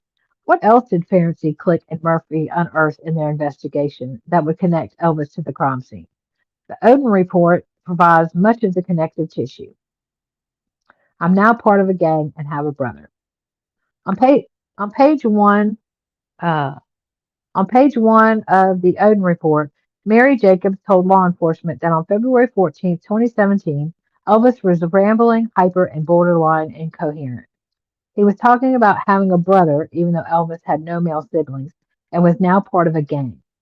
Elvis told Mary that he had been on a bridge with two girls that were killed. Elvis told her that someone named Abigail was a pain in the ass. Sorry, I'm just quoting the thing. Sorry. And a troublemaker. She said Elvis tried to give her, Mary Jacobs, a blue jacket. She told him that she had her own jacket. After Elvis made these statements to his sister, Mary Jacobs, she later became aware of the Delphi murders and put two and two together. Sometime 2 to 3 weeks after Elvis made the statements, Mary Jacobs and her husband Troy drove to Delphi. While in Delphi, March Jacobs talked to law enforcement about the things Elvis had told her. I think that's supposed to be Mary. On February 14th, 2017. But due to the mass amount of tips that were generated, her information may have been overlooked. The defense has requested that the prosecutor locate the tip sheet that contains accurate details as to exactly what Mary Jacobs and her husband visited when Mary Jacobs and her husband visited law enforcement officials in Delphi and what was communicated during that visit. Unfortunately, this is yet another piece of evidence the defense has not received. If my spit is found on the girls, but I can explain it away, would I still be in trouble? In December 2018, Mary Jacobs enlisted the help of an old acquaintance of hers named Misty Moore. Since law enforcement had not followed up with Mary Jacobs from earlier in the year when she drove to Delphi and described what Elvis had told her, Mary was still concerned that Elvis was involved in the murders, but nothing was being done about it. Misty Moore worked for Homeland Security out of Greenfield, and Mary was hoping Misty could assist in locating someone from law enforcement to become interested in Elvis Field. Mary talked to Misty Moore, who then passed this information on to the proper law enforcement channels. So this sister was eager to be like, yo, my brother, somebody gonna have to do something about my brother. Yeah. Like he's either Delulu or he was part of this. Mm-hmm. And he can't really be it's okay. He can't really, it just scares me sometimes because it's quiet and then you're like, I'm like, whoa. Sorry. Okay. Hi. In January 2018, Mary was interviewed. On February 1st, 2018, state police gave Mary Jacobs a polygraph to determine whether Mary was being truthful about what Elvis had told her almost a year earlier. Mary passed the polygraph. More on that later. Based upon what Mary Jacobs had told law enforcement in January 2018, and based upon Mary Jacobs passing a polygraph in February 2018, law enforcement interviewed Elvis on February 27th, 2018. This interview was videotaped, but the defense team just received this video.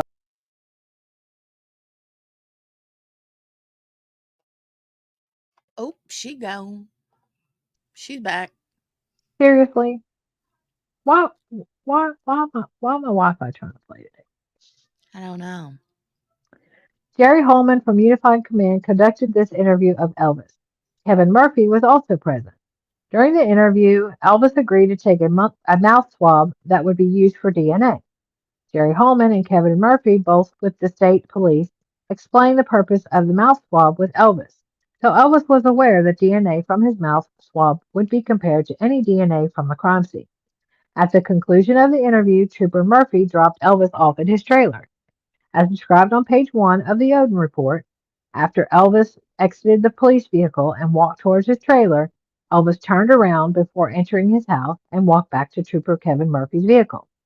When Elvis came near the squad car, Elvis posed the question to Murphy. What would happen if Elvis's spit, is found on one of the girls, but Elvis, has an explanation? Would he still be in trouble? Elvis then walked back in his trailer. They didn't have no follow-up to that? Yeah, I know, right? I know. Upon hearing that troubling but incriminating comment, Trooper Murphy immediately called Unified Command and communicated with Detective Jay Harper. On August 22, 2018, Elvis's other sister, Joyce Moffett, was interviewed by law enforcement officers Kevin Murphy and Greg Ferenczi. On 2 previous occasions, Joyce had denied that Elvis had made incriminating statements to her. However, in this third interview, Joyce reluctantly recounted to Ferenczi and Murphy statements that Elvis had made to her in the fall of 2017. According to Joyce Moffett, sometime in the fall of 2017, Elvis Fields moved in with her, Joyce Moffett, following the death of her boyfriend. Joyce recounted the following statements Elvis made to her in the kitchen in October 2017, at a time when they were living together under the same roof. I am in a lot of trouble. I am going away for a long time. I was on that trail and that bridge with those girls when they were murdered. There were 2 other people with me when it happened. I spit on one of the girls after they were killed, emphasis added. Not only did Elvis make the incriminating statement about going away for a long time and being on the trail where the girls were murdered, but Elvis also confirmed to Joyce that he had indeed spit on the girls.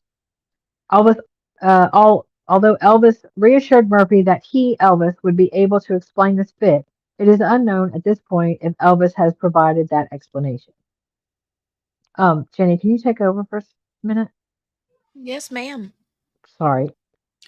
Absolutely. I'll be back. Okay.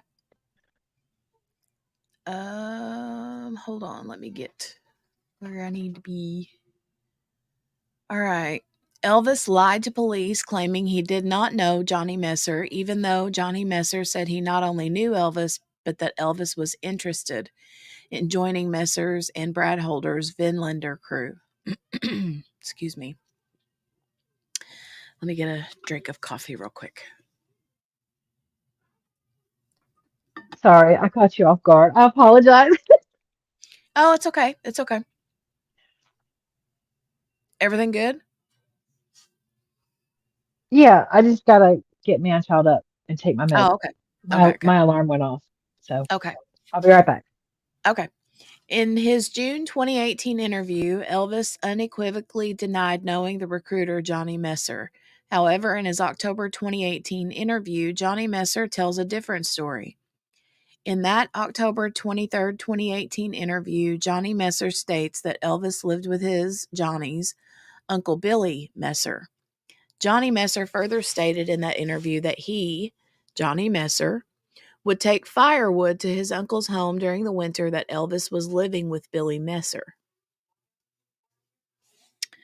Most importantly, Johnny mentions that Elvis's boss and self-described father figure, Ned Smith, and Elvis's roommate, Rod Abrams, all were interested in joining Johnny Messer's Vinlander Club. Remember, Brad Holder was also affiliated with that club. However, Johnny Messer claims that the Vinlanders would not be interested in the likes of Elvis, Rod Abrams, and Ned Smith. So apparently they have a like a little checklist you got to be able to, check all these little marks before they let you into their club. The importance of Elvis lying to police about knowing Johnny Messer cannot be understated. Elvis had to know that if he, Elvis, was connected to Johnny Messer, then he, Elvis, would eventually be connected to Brad Holder. It should again be noted that it is interesting that Ned Smith pursued an attorney for Elvis and that Ned Smith wanted to sit in on Elvis's October 2018 interview with police. In doing so, Ned was able to learn what type of questions were being asked of Elvis and provided Ned the ability to end the interview if Elvis started saying anything incriminating to Elvis, Ned, or Rod Abrams. This person who wanted to sit next to Elvis at the interview and had previously paid for an attorney for Elvis is the same Ned Smith that, according to Johnny Messer, wanted to join Brad Holder's Vinlander crew. Elvis's purported alibi. Rod Abrams lied about where he and Elvis were on February 13th, 2017. And Rod Abrams' false alibi conflicted with the alibi that Elvis provided to police. At his June 20th, 2018 interview, Elvis Fields told Ferenczi and Murphy that he remembered being at home in Rushville 492 days earlier on February 13th, 2017. It is quite a remarkable feat for someone with Elvis's mental capacity to remember a specific day 492 days earlier. Some people, like actress Mary Lou Henner, are blessed with something called autobiographical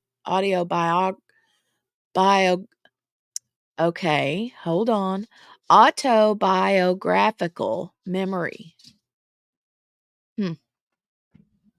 which allows that person to remember specific days in their lives even years and years later. Okay, weird. And side note, is Mary Lou Henner the redheaded one that played in Taxi? Side note. As previously noted by Murphy, in his opinion, Elvis Fields had the mentality of a 7 or 8-year-old. Still, rather than admit that he had no idea where he was on February 13th, 2017, Elvis claimed he specifically remembers not leaving Rushville on February 13th, 2017. The Rod Abrams problem. On August 29th, 2018, Ferenczi and Murphy interviewed Rod Abrams. Hi, Peter. Good afternoon. Okay, and then Spin says yes. Okay. Yes, you should see her recall specific days from her past. Wow. So Mary Lou was the one in Taxi. Okay. She was the pretty one. I love Taxi. Okay.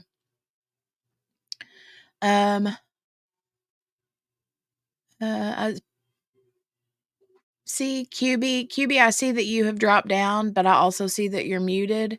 So I'm going to bring you back up in case you needed back up. I didn't know if you dropped down on purpose or not, but I'll go back to reading. I did not. I'm sorry. I stepped away from my phone and I was muted and I can't unmute unless I come back. So sorry. I'm back. Oh, okay. Do you want me to? You can go ahead because I gotta get him up at 2. Okay. I can read for a while. Oh, no, I'm good. Yeah, Mary Lou Henner, that stuff is amazing. I had no idea about that. Yes, she's amazing with that. How do you do that? It's got to be some kind of something in your brain that... It's kind of like me with the photographic memory thing. It's just something in your brain that she's got a file cabinet. But I mean, she legit, you can ask her a date and she can tell you exactly what she was doing. That's crazy. It is crazy. Okay. All right. All right. I'll continue reading.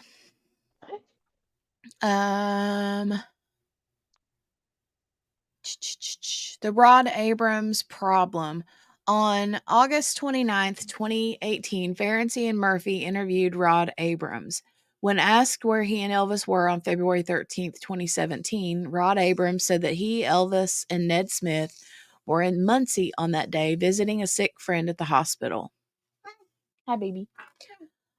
Autobiographical memory must be in the water.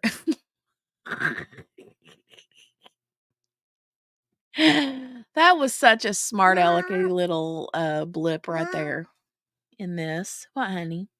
Okay, go. Oh, what, honey? Do you need help? Yeah. Okay. Mommy will come help. Autobiographical memory must be in the water in Rushville, as Rod Abrams, when interviewed, was able to remember exactly where he was 562 days earlier. Yeah, that's not, nah. In addition to remembering that they were at the hospital in Muncie, Rod also stated that both he and Elvis had their phones with them. When told that law enforcement would check cell phone records to see if Rod was actually at the hospital in Muncie, Rod explained that hospitals cut cell reception on phones because they interfere with hospital equipment. So their phones probably would not show that they were at the hospital in Muncie. Oh, that's convenient. Do you need to go help her? For a quick minute, yeah. Yeah, I can get you. Telling you, it takes a village to raise children, and it takes a village to run a YouTube channel too. So I'll be right back. Okay, wait a minute. Wait. Don't run away. My thing, I don't know why it does that. It flipped up. I know you said the Ron, whatever. What page are you on? Oh, I'm on page 96. Okay. I was heading in that direction. Okay. At the very top of the page. 96. Okay. All right. Got you. I'm here. I got you. I'm on board. Okay. All right. I'll be right back. All right. When told that law enforcement would check cell phone records to see if Rod was actually at the hospital in Munis, Rod explained the hospitals cut cell reception on phones because they interfere with interfere with hospital equipment. So their phones probably would not show that they were at the hospital in Munis or Muncie. Sorry, I don't know why I said Munis. In supplement 542, Joyce Moffat interview provided in Discovery handwritten notes, presumably of law enforcement, state the following. Fields, Ned Smith, Rod Abrams, not in Muncie on 2/13/2017 at hospital. This was the conclusion of law enforcement, and obviously Rod Abrams' ridiculous statement that their cell phones would not confirm that their phones were at the hospital because of hospital equipment is common sense evidence that Rod Abrams was lying as well. The phone problem. On February 13th, 2017, phone records apparently show that Elvis's phone stayed in the same place in Rushville from approximately 10:30 a.m. until approximately 7:30 p.m. Phone records also show that Elvis, for some reason, did not use his phone whatsoever for roughly 9 hours. Elvis told law enforcement that he usually kept his phone on him. As stated in the previous paragraph, Rod Abrams stated that Elvis had taken his phone to Muncie to visit the mystery friend at the hospital. However, phone records show that Elvis's phone was in Rushville during that time frame. The phone problem is twofold. Elvis's missing phone, well, I don't know why I said missing. Elvis's phone remaining at his home for roughly 9 straight hours conflicts with Rod Abrams' professed alibi for Elvis, Ned Smith, and Rod Abrams. 2. In today's day and age, it would seem highly unlikely that Elvis simply did not pick his phone up for roughly 9 hours, especially when Elvis claimed that he usually kept his phone with him. The takeaway for any curious investigator would also be, at a minimum, twofold. 1. Rod Abrams lied about being in Muncie, but Elvis forgot to stick with that lie. And 2. Elvis went to Delphi, but was told to leave his phone behind so that phone data would not show that Elvis, was in Delphi. It is unknown as if Rod Abrams or Ned Smith's phone records were ever recovered. Suffice it to say, Elvis and Rod Abrams' alibis are beyond highly suspicious. Elvis described forming horns out of sticks and placing them on Abby's head, and crime scene photos confirm Elvis's statement. Sorry, I'm trying to put my second glasses on.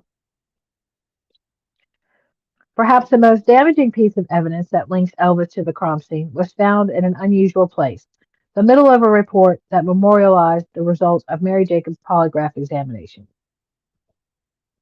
In Mary's pre-examination interview, polygraph examiner Stephanie Thompson recorded that Mary Jacobs stated the following. Elvis told her, Mary, Abigail is a little troublemaker, that he placed leaves on her and used sticks to give her horns. Horns and antlers are common symbols used in pagan rituals, and Brad Holder himself displayed the Odinite fascination with horns on his Facebook post. Find attached Exhibit 97 from Brad Holder's Facebook page.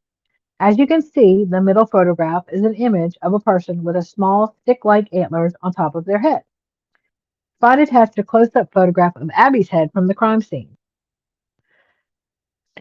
From a distance, it may not be immediately noticeable. However, upon closer inspection, it is obvious that someone involved in the killings intentionally placed small sticks from a tree on top of Abby's hair to resemble horns or antlers. The horns formed from the sticks on Abby's head look similar to the image found on Holder's Facebook page, Exhibit 97. The defense has not viewed one single report and discussed the sticks placed atop Abby's hair, shaped like horns/antlers, being compared with Elvis's statement to his sister that he shaped sticks into horns on Abby. Therefore, the presumption is that Unified Command never figured this out. Trooper Purdy was present at the polygraph examination, but was not able to watch the examination, therefore would not know about Elvis's words to his sister about using sticks to form horns on Abby. Rather than now being curious in the year 2023 as to how Elvis knew such a thing, and then using this information as a basis to secure a search warrant or even an arrest warrant on Elvis, when factoring in all the other evidence, sadly, it is expected that law enforcement will do the exact opposite of being curious. It is expected that law enforcement will claim that the photograph does not prove anything, or that the defense is exaggerating the photograph. Perhaps Unified Command will all huddle together and establish the go-to party line stance on how to deal with this problem created by the polygraph examination information and photo of sticks formed as horns on Abby's head in the crime scene photographs.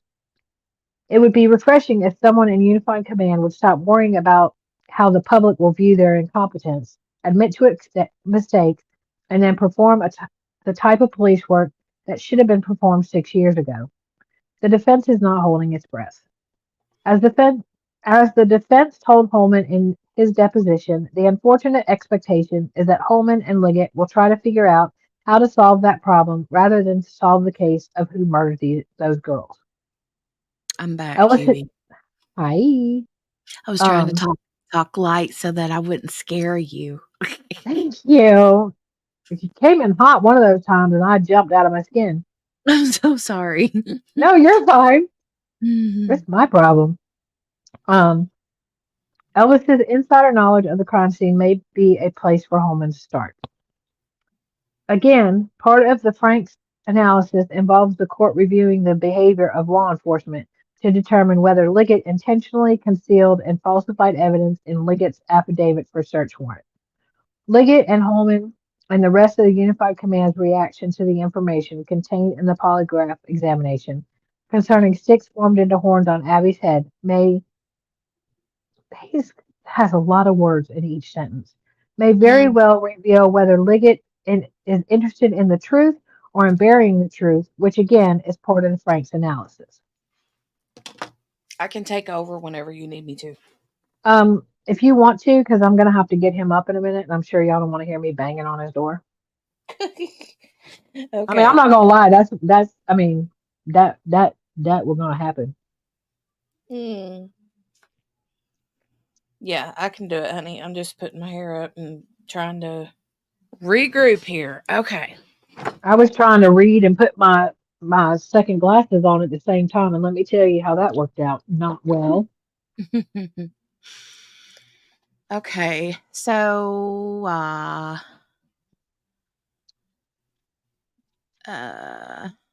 you're on page 99. I think so. Hang on a second. Let me look at it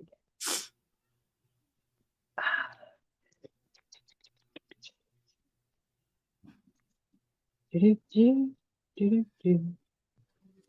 Yes. It's where Okay. it says Peter Westfall's connection to the crime scene. Okay. All right. Patrick Westfall's connection to the crime scene. Much of what connects Patrick Westfall to the crime scene has been discussed in the section detailing what connected Brad Holder to the crime scene. To shorten this section, the defense will numerically lay out both the evidence previously discussed as well as a few other pieces of evidence that tie Westfall to the crime scene. 1. Brad Holder and Patrick Westfall were friends at least until late January 21, 2017, as proven by Facebook photo previously attached. 2. However, according to Amber Holder and law enforcement monitoring Facebook posts between Holder and Westfall, a fight between Holder and Westfall occurred sometime in February 2017 concerning a ritual gone bad in the woods near a creek. Number 3, in the Odin report, Brad Holder told Amber Holder that the person that murdered the girls was Patrick Westfall and his crew. 4, furthermore, as referenced in the Odin report, Brad Holder told Amber Holder that Patrick Westfall is dangerous and has powerful friends that will protect him and that she needs to back off or he will not be able to protect her. Number 5, Brad Holder told law enforcement that Patrick Westfall has post-traumatic stress disorder. Number 6, the video or the ritual in Fort Wayne that Ferenczi sent to Liggett and which has been attached as an exhibit shows Brad Holder videotaping someone that looks like Patrick Westfall using his fingers to mark a tree in the ceremony at about the same height that the F tree was marked with Libby's blood, leaving the question of whether Patrick Westfall marked the F tree the same way that he marked the tree in the Fort Wayne ceremony video. Number 7, Patrick Westfall lives within a 7-minute drive of where the girls were murdered. Number 8, Johnny Messer and Brad Holder commonly hung out at the Monon High Bridge and in the woods around the Monon High Bridge. Oof. Number 9, Patrick Westfall also admitted that he knew the woods around the Monon Trail very well. 10, a Patrick Westfall Facebook post from just 2 months before the girls are murdered shows Westfall cutting tree limbs into runes by slicing the tree limb with an electric saw, creating clean, smooth edges to the tree limb.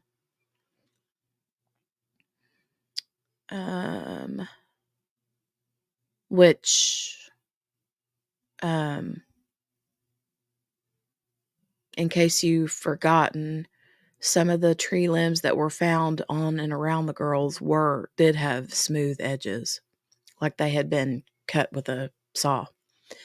Number 11, in that Facebook post, Brad Holder is commenting, cutting runes with a bunch of exclamation points. Number 12, at the crime scene, one of the tree limbs placed on Abby has its end sliced cleanly and smoothly, similarly to the way that Patrick Westfall is slicing the tree limbs in Exhibit 98. So I guess that was already mentioned. I didn't have to give you that little bit of a detail. Let me double check the chat, make sure everything's good over here. Okay, we're good.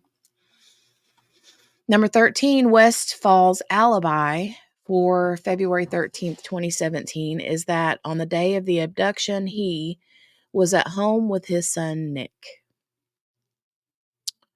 Number 14, there is no evidence that law enforcement knocked on doors to determine if Patrick Westfall was at home at that time, nor any evidence that law enforcement walked around the neighborhood to see if any Ring door cameras or any other type of cameras caught Patrick Westfall leaving the house. Law enforcement just believed Patrick Westfall.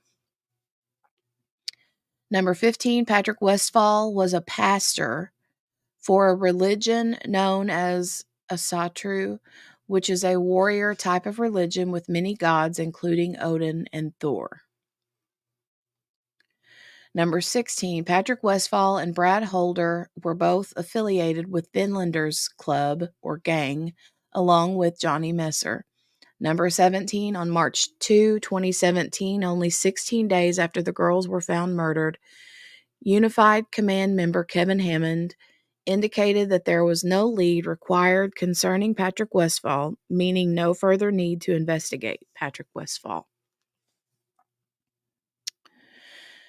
Patrick Westphal is connected to the crime scene in multiple ways. It is unknown if Brad Holder threw Patrick Westphal under the bus to Amber Holder in order to take the stink off of himself, or if Brad Holder knows that Westphal murdered those girls and then marked the tree like he did in the Fort Wayne ceremony. Either way, it cannot be understated that one single solitary softball interview between law enforcement and Patrick Westphal is disgraceful, considering everything listed above that links Westphal to the crimes. Let's repeat that. It appears that Westphal was interviewed one time on February 19th, 2017. 2 weeks later, on March 2, 2017, Westphal was eliminated as a suspect. The defense is unaware of any search warrants requested on Patrick Westphal to determine whether this Asatru pastor had taken clothes of Abby or Libby as ceremonial keepsakes, or even if he had saved Abby's blood. Ugh. By looking at the 5-paragraph report generated from the only interview of Patrick Westphal, it looks like law enforcement did nothing but lob giant softballs at Patrick Westphal rather than conduct an intense interrogation the way citizens would expect for someone that the evidence shows is so closely connected to the crimes. Johnny Messer's connection to the crime and crime scene.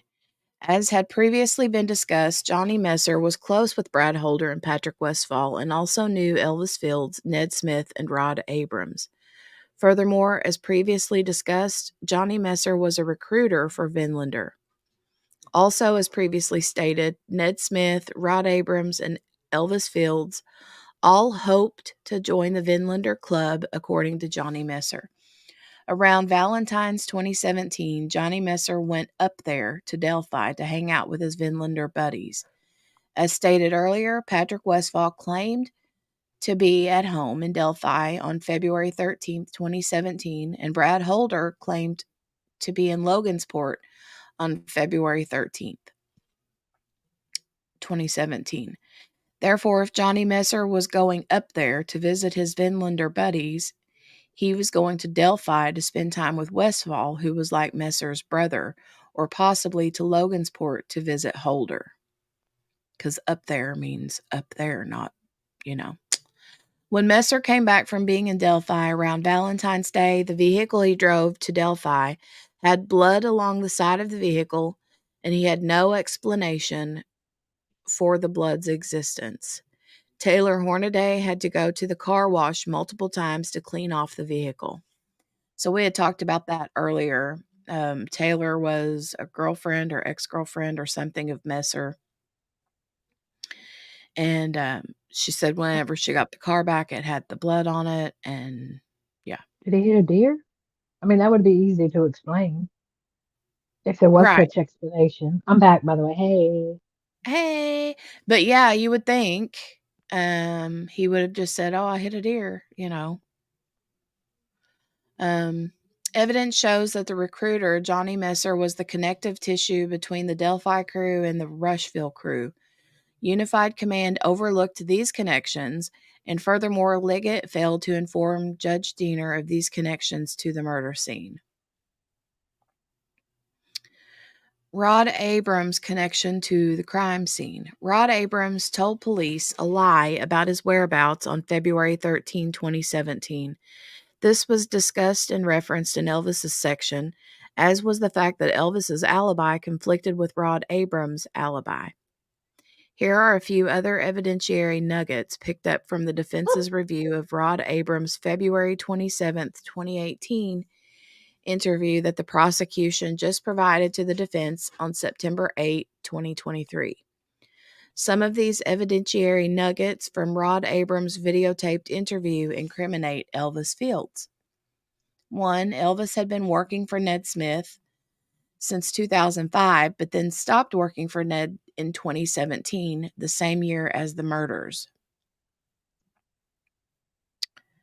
According to Rod Abrams, Elvis was communicating with a 12-year-old girl on the internet and discussed inappropriate things. Oh, God help. Yeah. Number 3, Elvis used Facebook to communicate to young girls aged 13, 14, and 15. And these are all marked here in parentheses. Like this one says found at the 13:45 on Rod Abrams' second video, marked as Exhibit 101. So, and these are from a videotaped interview. So, number 4, when law enforcement asked Rod, has he, talking about Elvis, ever talked about doing anything to a couple of girls? There's a long pause. Then Rod Abrams finally said no. The law enforcement officer then said, "Are you sure?" Rod responded, "He's never, he has, The law enforcement officer then says, "You kind of hesitated when I asked you that." Yeah. Number 5, when Rod Abrams is asked if Ned Smith and Elvis will also say that they all were in Muncie on February 13th, 2017, Rod Abrams doesn't answer the question, but after another long pause, tells a long, rambling story about how Ned doesn't always remember things. Convenient. Mm-hmm. Number 6, finally, law enforcement asks Rod if they can look at Rod's phone to see any text between Rod and Elvis. He refuses, claiming that Elvis no longer has his phone number after Rod changed phones.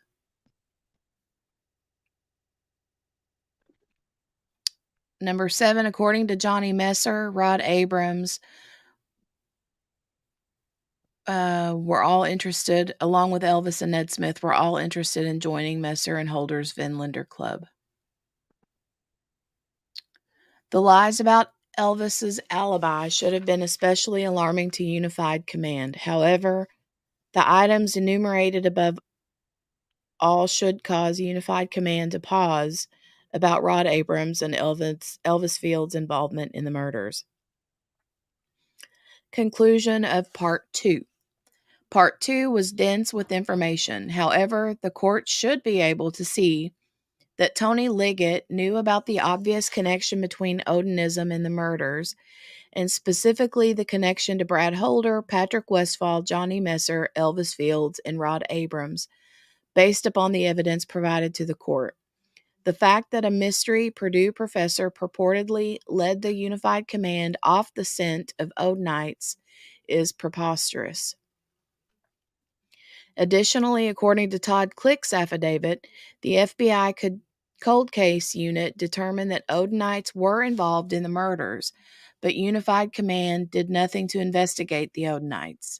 Unified Command seemingly rebuffed the Rushville investigators, Ferenczi, Murphy, and Click, who believed, based upon a large collection of evidence, that Holder, Westphal, Fields, Messer, and Abrams were all involved. Liggett's concealment of this Odinite information from Judge Diener was intentional or reckless or both. Y'all, did y'all already forget about the Purdue professor? Because all this other stuff came up, and I didn't forget because I remember, but it was in the other file, and I was focused on all this Brad Holder business, and then you said the Purdue, and I was like, y'all, they lied about that too. What the? Let me tell you what. Mark my words. Hold on just a second. I'll be right back. Okay. Y'all mark my words. I'm just going to say right now on, what is today? March 25th. at 2:11 Eastern Standard Time that hey Bubbles, um that Hey, Jerry, Bubbles Crafty Corner. that Todd Click is gonna clinch this whole thing. Mm-hmm. He gonna be the hero. He gonna Yeah. be the man. I'm just telling you, he gonna click the whole thing. Mm-hmm.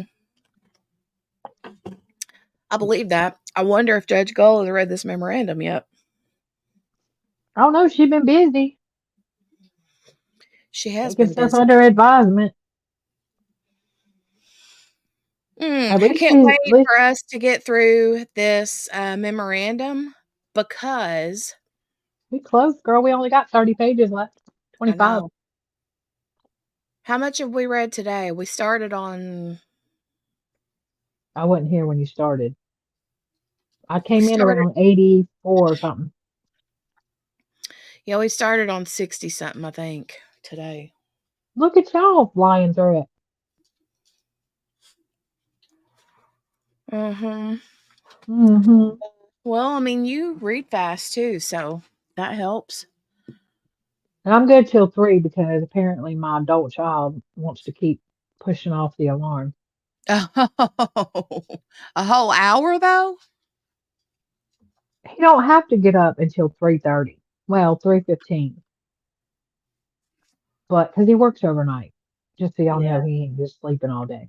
Yeah. Um, not that it's anybody's business. No, I'm just kidding. Mhm. But yeah. So he doesn't have to, and he does this every day. Yeah. Get me up at 12. No, make it 2.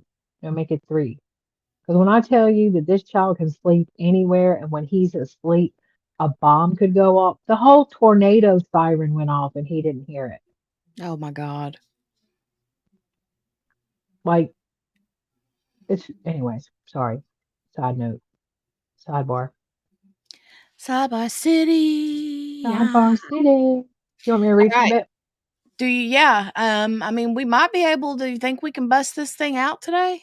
I got you. I got you. You ready? I got you till Let's three do it. o'clock, unless my Let's do throat it. gives out, and then I might have to take a break. But Yeah. Holler all at right, me if y'all. you You need. all right? Uh-oh. Wait a minute. Uh-oh, what? Something on Sebastian Rogers. Hold on. Oh God, help me. No, never mind. Okay. They're just trying to get more attention for him. Um, sorry. All right. I need to turn off my notifications because for some reason my phone wants to be all stupid and going off left and right today. Mm-hmm. If I disappear, it's because I got a phone call or it's my Wi-Fi. I mean, you just never know. But if my phone rings, it'll cut me off. Anyways, all right. Part 3. Liggett concealed and falsified evidence in his affidavit for search warrant. Haha, there we go. Here to meet. The concealed and falsified evidence blows Liggett's timeline apart, which explains why he concealed and falsified information. For Liggett's timeline to work and to place Richard Allen on Monon High Bridge at 2:13, the time of the famous Down the Hill video, Liggett desperately needs Betsy Blair to describe a man on the Monon High Bridge that looked like Richard Allen, and perhaps more importantly, needed Betsy Blair to describe a car that she observed parked at the CPS parking lot at approximately 2:15 as looking like Richard Allen's black Ford Focus. Betsy's Blair description of the man she observed on Monon High Bridge around 2 p.m., looking nothing like Richard Allen. Oh, looked nothing like Richard Allen. Liggett concealed this information from Judge Diener. Wow, Diener. Betsy Blair's description of the vehicle she observed at the CPS parking lot looked nothing like a black Ford Focus. Liggett also concealed this information from Judge Diener. For good measure, Liggett also lied about what Sarah Carbaugh observed at 3:57 that also blew up his timeline. Betsy Blair's first description of the man she saw on the bridge was memorialized in sketch number 2, illustrated on February 17, 2017, 3 days after the girls were found. but not released to the public until April 22, 2019, following Superintendent Doug Carter's press conference. That is, I don't get none of that. She went away, Don't didn't get she? none of what? I don't get how they had that sketch 3 days, but it didn't get released until 2 years later. Oh, yeah. I know. Like, That was crazy. what the what? On February 17, 2017, Betsy Blair met with state police sketch artist Taylor D. Bryant and provided a description of the man she observed from 50 feet away on Monon High Bridge. The same man that Liggett claimed in his affidavit was the killer. Betsy Blair told the sketch artist that the man she, Betsy Blair, observed was a white male, age 20, had curly brown hair, medium build. Not Richard Allen. Find attached and marked as Exhibit 103 the unredacted facial identification reference sheet, filed as confidential, that contains a description that Betsy Blair provided to the sketch artist. Also find attached a copy of the sketch that Taylor D. Bryant produced for Betsy Blair's description of the man she observed on the bridge, marked as Exhibit 104. The illustration a- is also called Sketch Number 2 because it was released to the public second. Upon looking at the sketch, Betsy Blair told the sketch artist that the illustration was a 10 out of 10 for accuracy. The Unified Command did not release the Betsy Blair sketch to the public for over 2 years. Instead, they released the Sarah Carbar sketch, also called Sketch Number 1 because it was released to the public first. The Sarah Carbar sketch was illustrated by FBI sketch artist Plants from Detroit on June 19, 2017, and released to the public on July 17, 2017. Who was the person that Sarah Carbar was describing in her sketch? According to Liggett's affidavit at approximately 3:57, Sarah Carbar observed a man walking westbound on Country Road 300 North. Sarah Carbar was heading eastbound on Country Road 300 North, operating her motor vehicle while simultaneously observing this man walking on the road towards her on the opposite side of the road. This is the same man that Sarah Carbar described to the sketch artist on June 19, 2017. We will be discussing Sarah Carbar's description of that man later. Roughly 2 years later, in March 2019, Betsy Blair met with Tony Liggett, frustrated that her sketch number 2 had not been released to the public. Betsy was frustrated because sketch number 1, which had been released to the public almost 2 years before, did not match the man she, Betsy Blair, observed on the High Bridge. Betsy even commented that sketch number 1 was wrong. Certainly it was odd that Sarah Carbar's sketch was chosen to be released over the Betsy Blair sketch for the following reasons. Betsy Blair provided her description to the sketch artist only 4 days after seeing the man on the bridge while it was fresh on her mind, compared with Sarah Carbar, who provided her description to the sketch artist 126 days after she, Carbar, observed the man on the road. Betsy Blair had a good look at the man's face while stationary from only 50 feet away. Sarah Carbar was not stationary, but rather traveling down the road, operating her vehicle while simultaneously trying to observe the man on the road. During her March 7, 2017 interview, Betsy Blair was talking with two members of Unified Command, Kevin Hammond and Tony Liggett. At this interview, Betsy Blair told Liggett face to face that the man she, Betsy Blair, observed on the High Bridge fit the following description. The man was slender and youthful looking. He was more boyish looking. The man was in his 20s to early 30s. His hair seemed poofy, just as the sketch portrayed. He had no facial hair that she can remember. Finally, on April 22, 2019, Unified Command released Betsy Blair's sketch number 2 to the general public. In fact, upon its release, Superintendent Doug Carter commented that the man in the Blair sketch number 2 was responsible for the murders. Also, at the time of the release of sketch number 2, Doug Carter also stated that sketch number 1 had now become secondary to the investigation. On March 7, 2019, Liggett was present when Betsy Blair described the man she observed on the bridge. Betsy was actually talking to Liggett face to face when she provided the description. Liggett heard Betsy's description of a much younger man with brown, poofy hair, but chose to conceal this information from Judge Diener. Blair's description of a youthful, boyish-looking person in his 20s, maybe early 30s, with poofy brown hair, obviously does not at all describe Richard Allen. In order for Liggett to have provided Judge Diener with honest and accurate information, he would have had to state the following in his affidavit. I, Tony Liggett, believe that Richard Allen is the man that murdered the girls for reasons stated herein. I also believe that the man that Betsy Blair observed on the bridge is Richard Allen, and therefore the killer. However, I must also inform the court that the man that Betsy Blair observed on the bridge really looks nothing like Richard Allen. Whereas Richard Allen was a man in his mid-40s with short or even shaved grayish hair, the man that Betsy Blair described was youthful, boyish-looking, and has poofy brown hair. Also, Your Honor, Betsy Blair told the sketch artist that the man she saw on the bridge was 20 years old. This description came only 4 days after she observed the man on the bridge. 2 years later, Betsy Blair still maintains that the man was in his 20s or maybe early 30s. Also, Betsy Blair told the sketch artist back in 2017 that the resemblance of the boyish sketch to the man that she observed on the sketch was a 10 out of 10. I must tell you, Judge, that this 10 out of 10 sketch looks absolutely nothing like Richard Allen. Liggett had a legal obligation to inform Judge Diener of the vast differences between Betsy Blair's description of the man she observed on the bridge and Richard Allen. He did not. That fact alone should be sufficient to merit tossing the warrant and suppressing the fruits of an illegal search. However, there's more. In order for Liggett's timeline to work, he needs Richard Allen's black Ford Focus to be parked at the CPS lot from 1:30 until 4:30. Betsy Blair sees one car at the CPS lot at 2:15, and it is not Richard Allen's car.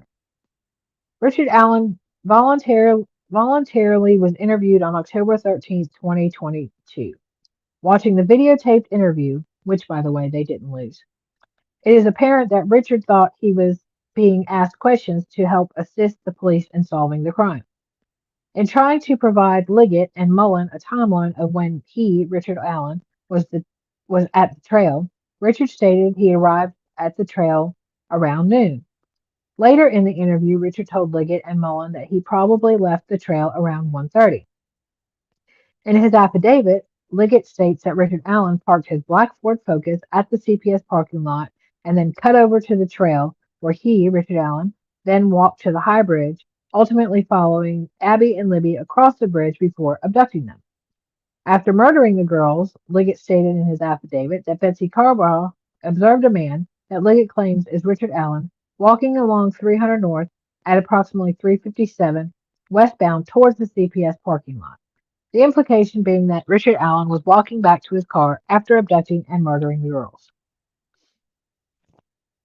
If what Liggett wrote in his affidavit were true, then Richard Allen's black Ford Focus would have been parked in the CPS lot from 1:30 until at least 4 p.m., giving him time to abduct the girls, murder the girls, and walk back to the Ford Focus parked at the CPS parking lot sometime around 3:57 when Sarah Carball observed Richard walking down 300 North. In other words, for Liggett's timeline to work, Richard Allen's black Ford Focus would have had to remain parked at the old CPS building from roughly 1:30 when Liggett claims Richard Allen arrived until roughly 1 or 4 p.m.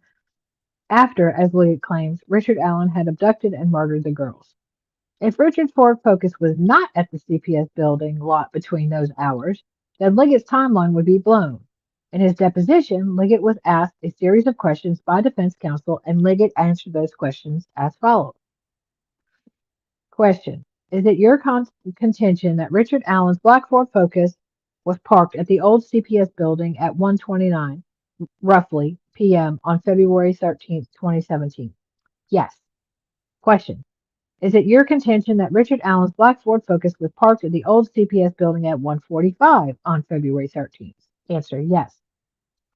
Question. Is it your contention that Richard Allen's black Ford Focus was parked at the old CPS building at 2 p.m. on February 13th? Yes. Is it your contention that Richard Allen's black Ford Focus was parked at the CPS building at 2:14 on February 13th? Yes, he asks questions like he writes briefs. Is it your contention that Richard Allen's black Ford Focus was parked at the old CPS building at 2:15 on February 13th? Yes. Is it your contention that Richard Allen's black Ford Focus was parked at the old CPS building at 2:30 p.m. on February 13th? Yes. Is it your contention that Richard Allen's black Ford Focus was parked at the old CPS building at 2:45? Yes. Is it your contention it was parked there at 3? Yes. Is it your contention at 3:15? Yes. Sorry, I'm moving along. Is it your contention it was parked there at 3:30? Yes. Is it your contention it was parked there at 3:45? At 4? At 4:30? No. Okay. Is it your contention that Richard Allen's black Ford Focus was at the CPS building at 4:30 on February 13th? No. What time do you contend that Richard Allen's black Ford Focus was no longer parked at the old CPS building? Around 4 p.m. Through his answers, Liggett demonstrated that he recognized for his timeline to work, Richard Allen's black Ford Focus would have had to be parked at CPS from 1:30 to 4 p.m. in order to give Richard time to abduct and murder the girl and return to his vehicle. Therefore, if there was any evidence that Richard Allen's black Ford Focus was not parked in the old CPS parking lot between those times, that is something that he, Liggett, would have been required to share with Judge Diener. Rather than tell the truth, Liggett concealed the evidence that Richard's black Ford Focus had left the CPS parking lot, probably at 1:30, but certainly before 2:15, when Blair saw a completely different car, and therefore Richard Allen could not have been on the bridge at 2 p.m. or committed the murders that soon thereafter. For starters, as noted earlier, in his interview with Liggett and Mullen, Richard Allen stated that he, Richard Allen, arrived at the trails around noon and left around 1:30. Liggett failed to inform Judge Diener that Richard Allen stated he left the trails at 1:30. He should have, especially if there was evidence that a different vehicle was parked at the old CPS lot after 1:30, but before 4 p.m., which would then support Richard Allen's statement that he, Richard Allen, left the CPS building around 1:30 p.m. So, the next question to ask is, did anyone see a vehicle parked at the old CPS building between 1:30 and 4 p.m. that did not resemble Richard Allen's black Ford Focus? Then supporting the timeline that Richard Allen provided to Liggett, but which Liggett concealed from Judge Diener? The answer is yes, Betsy Blair. When Betsy Blair arrived at the trail at roughly 1:46, Betsy Blair had parked her vehicle in a different location that the defense calls the Mears parking lot. When she left the Monon Trail and pulled out of the Mears parking lot, Betsy Blair headed west on 300 North in her car and was spotted on the Hoosier Harvest store camera headed toward the old CPS lot at 2:15. The old CPS lot is only a 36-second drive from the Hoosier Harvest store camera. Giving Betsy Blair a full minute to drive from Hoosier Harvest store to the old CPS lot would mean that Betsy Blair would pass the old lot at around 2:15 p.m. Remember that Liggett has admitted under oath that at 2:15 Richard Allen's black Ford Focus would be parked at the CPS building while he, Richard Allen, was abducting and murdering the girls. However, at 2:15 p.m., when Betsy Blair passed the old CPS building, Betsy Blair did not see a black Ford Focus parked at the CPS lot.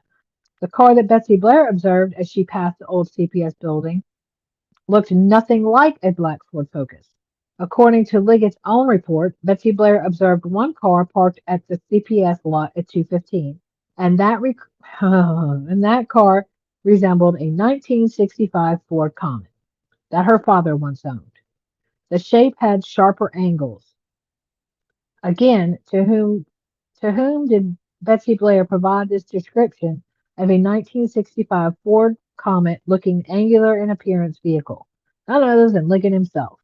Liggett was fully aware that the car that Betsy Blair described as being backed into a spot at the old CPS lot looked nothing like Richard Allen's black Ford Focus, but Liggett concealed that information from Judge Diener.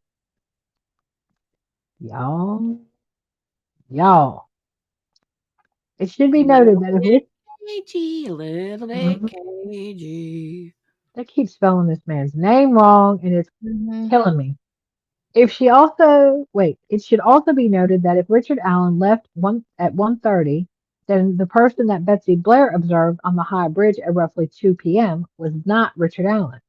This would Mhm. explain why the person that Betsy Blair observed on the high bridge looked nothing like Richard Allen, because it wasn't Richard Allen. It was a 20-year-old kid with poofy brown hair. Concealing Betsy Brown's description of the vehicle at the old CPS building from Judge Diener may have temporarily plugged a hole in the dam of Liggett's problematic timeline when Diener reviewed the affidavit on October 13, 2022. But Liggett's concealment has now been exposed. And it gets even worse. When asked to describe the color of the car that resembles a 1965 Ford Comet, Betsy Blair actually told Liggett that the car she saw was not black. That is right. Liggett heard from the mouth of Betsy Blair that the 1965 Ford Comet-looking vehicle was not even black, which is the color that Liggett needed the vehicle to be in order to fit the description of Richard's black Ford Focus as described in Liggett's affidavit. Because of Betsy's description of the car she viewed at the old CPS building, evidence supports that Richard Allen left at 1:30 p.m., as he told Liggett. At the same point in time after Richard left the old CPS lot, an older, angular-looking car that resembled a 1965 Comet and was not black arrived at the old CPS building. Then the driver of this 1965 Ford Comet-looking angular non-black vehicle backed into the CPS parking lot. At roughly 2:15 when returning home, Betsy Blair observed the car that reminded her of a car her dad had growing up. All of this adds up to this fact.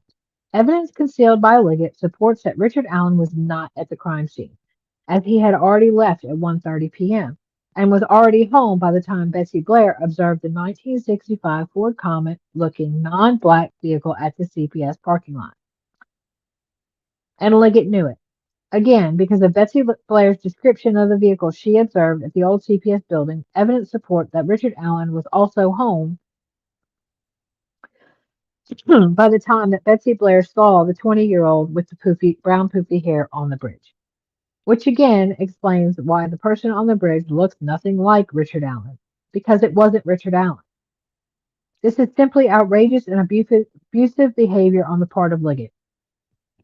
And abusive in that Liggett used his power as a law enforcement officer to conceal evidence to secure a search warrant 26 days after an election in which he was running for sheriff. And at the brunt end of Liggett's abusive behavior is Richard Allen, who has been sitting and suffering in hell for over 10 months. Liggett doesn't even have the excuse that Betsy Blair provided the description to a different detective, and therefore he, Liggett, could not have known Blair's distinguishing description, making it a simple administrative snafu that fell through the cracks. No, Liggett heard the description straight from the mouth of Betsy Blair, yet chose to conceal this timeline, destroying evidence from Judge Diener. If Judge Diener had known the evidence showed that Richard Allen was home by the time the girls were abducted at 2:13, Diener would never have signed the search warrant. But that's not all. It gets even worse. And for just another $9.99, you can get another lie from Liggett. Liggett flat out lied when he told Judge Diener that in 2017, Sarah Carball described a man as wearing muddy and bloody clothing and was also wearing a blue jacket. For Liggett's timeline to work, not only did Liggett need for Richard Allen's black Ford Focus be parked at the old CPS lot between 1:30 and 4 p.m., but he also needed Sarah Carball's statement concerning the man she claims she saw walking westbound on 300 North at 3:57 to match Betsy Blair's description of a man wearing a blue jacket. It would also help if the man had blood on his clothing to further tie him to the murder. In his affidavit, Liggett wrote the following. An interview was done on Sarah Carball in 2017. She states that she was traveling east on 300 North and observed a male subject walking west on the north side of 300 North, away Monon High Bridge. She stated that he was wearing a blue-colored jacket and blue jeans and was muddy and bloody. She further stated that it appeared that he had gotten into a fight. Investigators determined from the video that she was on 300 North at 15:57 hours. 3:57. The blue jacket described by Sarah Carbaugh would need to match the color of the jacket described by Betsy Blair to help with Liggett's timeline. Again, the blood on the clothing would be an added bonus that it would tie the man to Sarah Carbaugh observed in with the murders and therefore assist Judge Diener in making the decision to sign the warrant. Y'all ever wonder, like, how many times has this dude lied in an investigation? Yeah, I know, right? Like,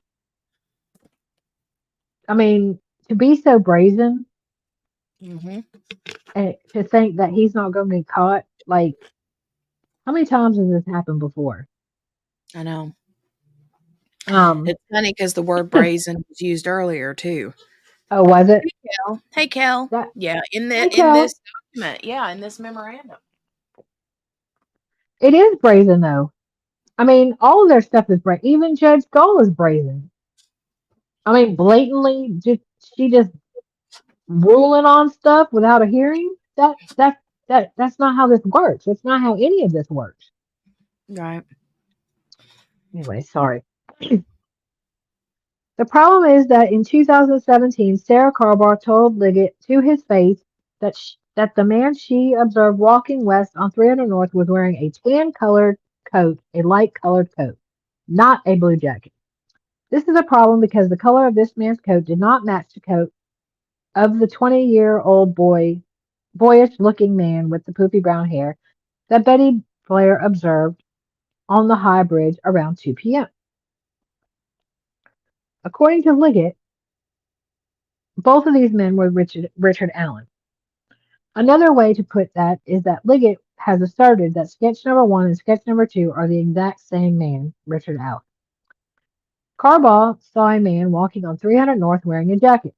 Liggett needed the color of that jacket to match the color of the jacket worn by the man Betsy Blair had observed on the High Bridge at 2 p.m. because Liggett is claiming that both men are the same man, Richard Allen. The problem was that Carbaugh did not observe the man walking down 300 North wearing a blue jacket. She observed a tan jacket. This meant that Sarah Carbaugh and Betsy Blair observed two different men. This created a problem for Liggett's timeline, so instead of being honest, Liggett chose to represent to Judge Diener that Carbaugh observed a man wearing a blue jacket when in her 2017 interview, Carbaugh said it was tan. I don't know why I can't say her name. But that's not all. Nowhere in Sarah Carbaugh's 2017 interview does Sarah Carbaugh use the word bloody to describe the clothing the man was wearing. Nowhere. The so-called muddy bloody lady is actually just the muddy lady, as Carbaugh only used the word muddy to describe the man she observed on 300 North in her 2017 interview.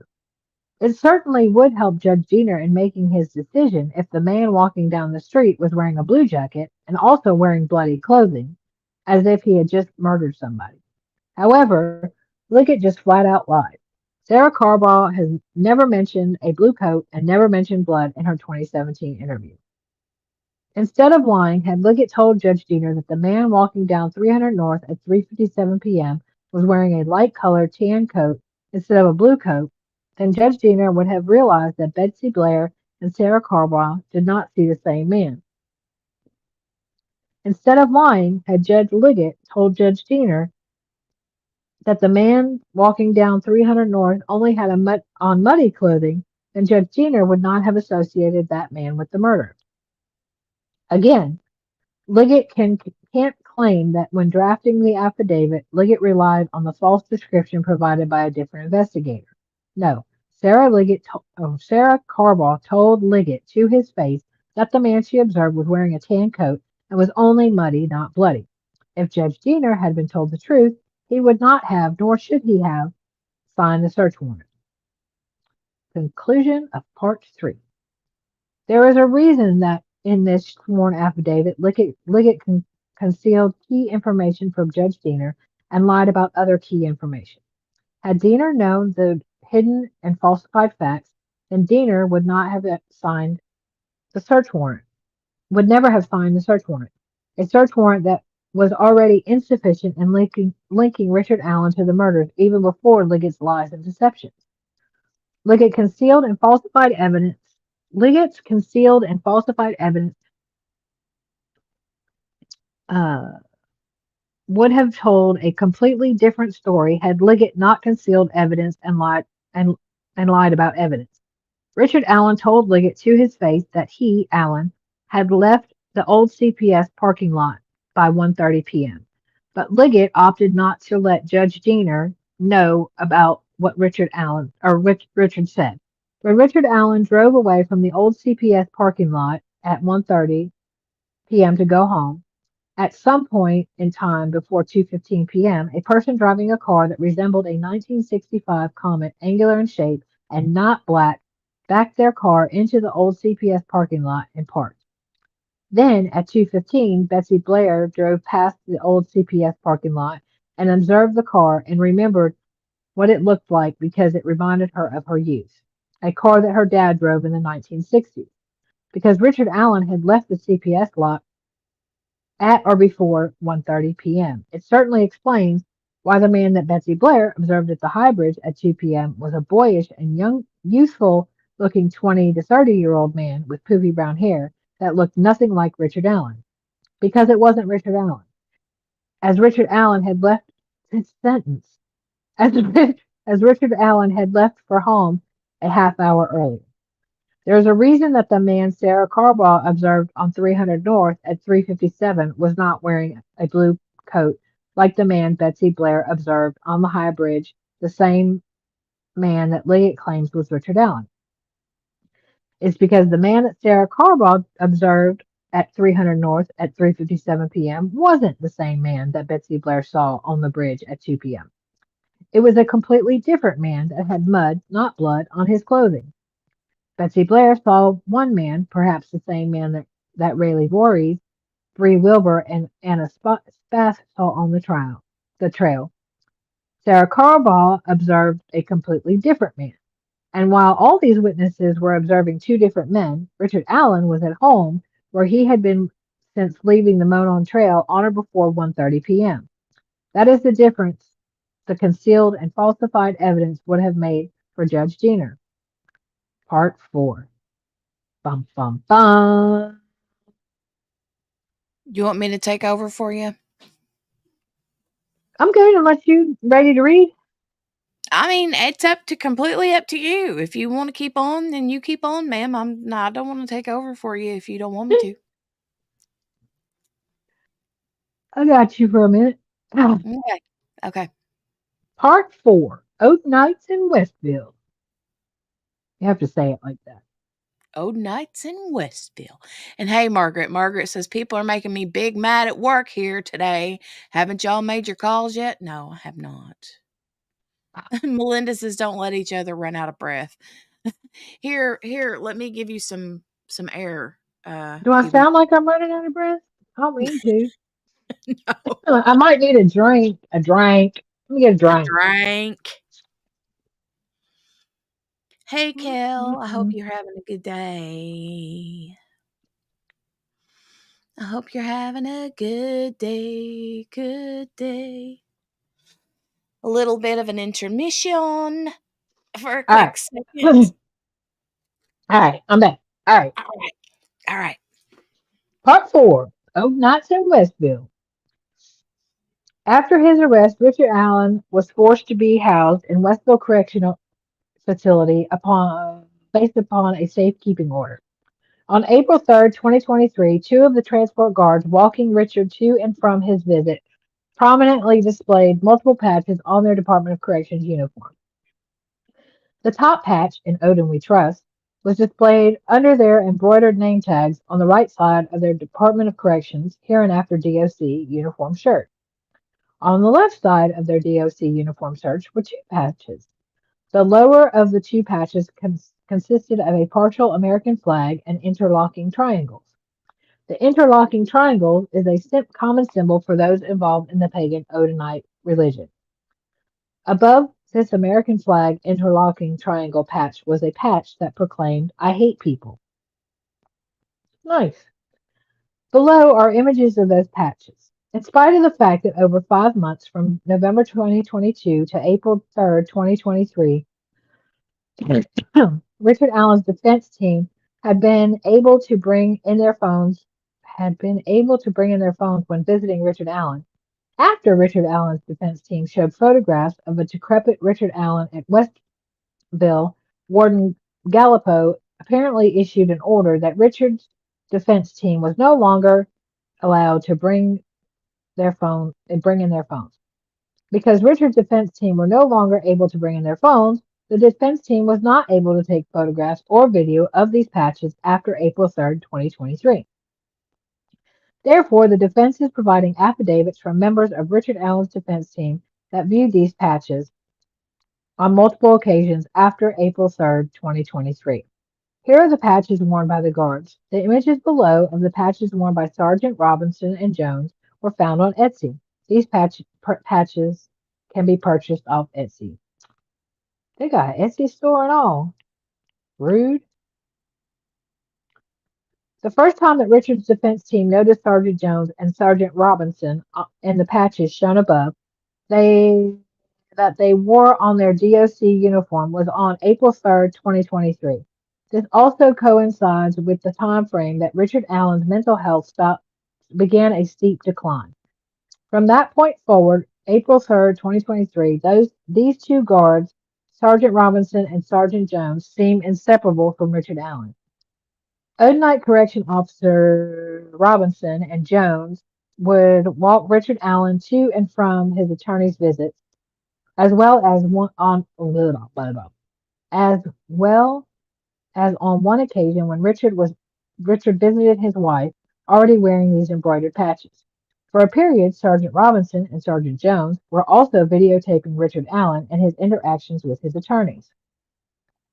This ended. Pause for one quick second. I'm sorry. If you hollered at me a second ago, I took the opportunity while you were reading to run and grab kiddo something. So I wanted to make sure that you guys saw these patches. Oh, okay. You got this far, right? Yeah. Oh, I'm scrolling down like they can see my phone. Let me stop. So there's "In Odin We Trust," and then here's the American flag with the interlocking triangles patch. And then here's the "I hate people." Wow.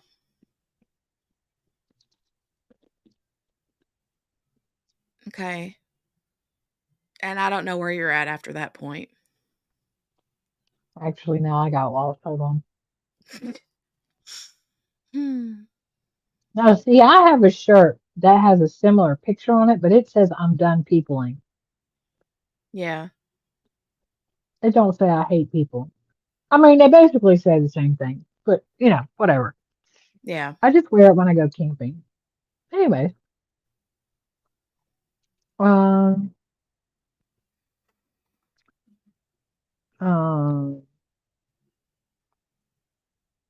Wait a minute.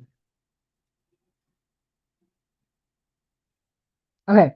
For a period, Sergeant Robinson and Sergeant Jones were also videotaping Richard Allen and his interactions with his attorneys. This ended only upon complaint by Richard's attorneys after several visits. Additionally, Sergeant Robinson and Sergeant Jones were always close enough to Richard to be assured that Richard did not feel comfortable talking to his attorneys or his wife without knowing that these Odinite guards were within earshot of anything he would tell his lawyers or wife. Max Baker and Matt Hoffman have both been a part of Richard Allen's defense team since December 2022 and have met with Richard on several occasions. Paragraph 10 of Max Baker's affidavit provides insight into some of what was going on at Westfield with the Odinist guards Jones and Robinson. During one memorable visit on May 4th, 2023, myself, Attorney Baldwin, and Attorney Rossi met with Richard Allen to discuss matters involving the case. At this time, Richard was in a mental and physical state of deterioration and was nearly non-communicative. During the visit, Richard Allen repeatedly asked whether or not his wife was okay and if his family was okay. He claimed on a couple of occasions that they were going to kill him. When asked who he was referring to as they, Richard Allen responded by saying the guys with the Odin patches. Up to this point in the legal process, Richard Allen's defense team had never mentioned Odinites or Odinism to Richard Allen, either directly or indirectly. The first time I'm aware of any mention of the Odinite involvement to Richard Allen was during a visit on August 25th, 2023, when Kathy Allen attended and a discussion occurred between attorney and client regarding ties to the crime scene.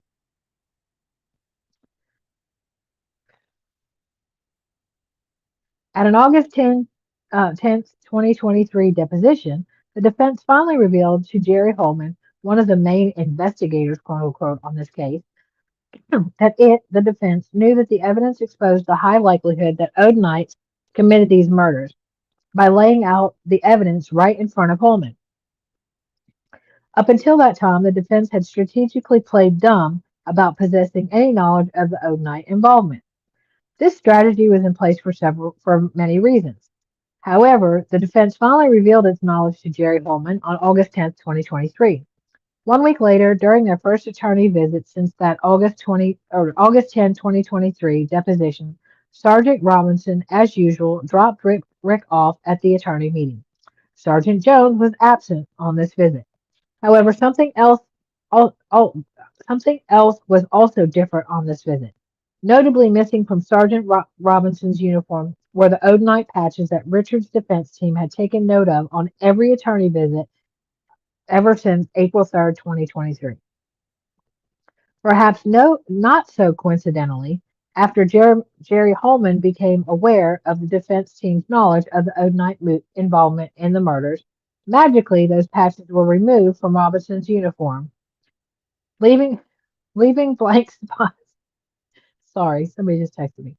Leaving blank spots where the patches used to be displayed on the very next attorney visit. The defense would remind the court that also, perhaps not so coincidentally, Tony Liggett was the only person that refused to support the transport of Richard Allen out of Westville when other options, Cass County, were available. Liggett cited as his sole reason for rejecting Richard Allen being moved from Westville, 76 miles away, to Cass County, Logansport, is that he, Liggett, would have difficulty transporting Richard Allen to Delphi from Logansport for hearings and trial, a distance of less than 20 miles. Wonder how he felt about taking him to Allen. Just saying. Certainly, state police were available to assist in transport if Carroll County could not. Yet Liggett refused to agree to the transport, leaving Richard Allen in Westville guarded by Odinites. When factoring everything contained in this memorandum, Liggett's objection to moving Richard Allen to Cass County over transportation concerns is troubling, especially when the patches were moved after the depots. Also filed contemporaneously with the FRANKS motion and memorandum in this is the defense's emergency request to transport Richard Allen out of Westville to Cass County Jail, despite Tony Liggett's objection to the same, as the defense has legitimate concerns of Richard's safety once this motion and memorandum are filed. Beyond Sergeant Jones and Sergeant Robinson wearing "In Odin We Trust" patches, what else links them to Odinism? Sergeant Jones and Sergeant Richardson, my glasses are not cooperating. Relationship with Odinism went beyond the patches that they very proudly displayed while transporting Richard Allen to and from his attorney's visits. Sergeant Robinson. On his Facebook page, Sergeant Robinson does not hide his devotion to Odinism. On June 25th, 2023, Robinson posted a photo of what the defense would call an altar featuring horns, antlers, and Thor's hammer, and a dish sitting atop some type of animal fur with various runes decorating the outer edges of the dish. All these items were placed on what appears to be a circular wooden platter. It appears that Sergeant Jones liked Sergeant Robinson's Odin altar post. Sergeant Robinson's altar to Odin is similar to an altar Odin posted by Brad Holder. As stated by Max Baker in his affidavit, Sergeant Robinson was involved in transporting Richard Allen to most, if not all, of his attorney visits. Sergeant Robinson always wore his Odin patches. However, that changed following Holman's contentious August 10th, 2023 deposition. And that deposition, which has been attached and provided to the court as an exhibit, about two-thirds of the way through the deposition, Holman begins getting called out by the defense for the Unified's incompetent handling of the Odin aspect of the investigation. It was also at that point in the deposition that the defense began asking critical questions concerning the way that Unified Command handled the investigations of Brad Holder, Patrick Westfall, Johnny Messer, and Elvis Fields. You will note that nowhere in the deposition did the defense reveal to Holman that the defense, was aware that Sergeant Robinson and Sergeant Jones were wearing the In Odin We Trust patches. Attorney Rozzi and defense team member Max Baker visited Richard Allen on August 17th, 2023. Only 7 days after the contentious deposition with Holman, in which it became obvious that the defense was fully aware. Sorry, my glasses ain't working. Of strong evidence that the Odinists committed the murders. At this August 17, 2017 visitation, as Max Baker states in his affidavit, Sergeant Robinson no longer was wearing the patch. The defense team has no direct knowledge as to whether Jerry Holman or anyone from Unified Command contacted Sergeant Robinson or anyone else from Westville to alert them that the Rick defense team was fully aware that evidence supported Odinists being involved in the murders. However, it is certainly a curiosity that deserves attention and consideration. As Max Baker also describes in his affidavit, Sergeant Robinson was always within a few feet of Richard Allen during Richard's meeting with his wife, Kathy. The 2 visits that Richard had with his wife were without the hustle and bustle and noise of other inmates during their visitation. Warden Gallipo may claim that Westville was doing Richard a favor by allowing him privacy with his wife, the defense views it differently. With no other inmates in the room was completely quiet. Sorry,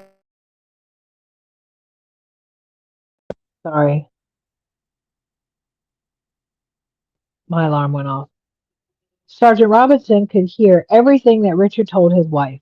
Certainly Robinson and Jones stood close enough to Richard to intimidate Richard from talking openly and honestly to his wife about what was going on at Westville.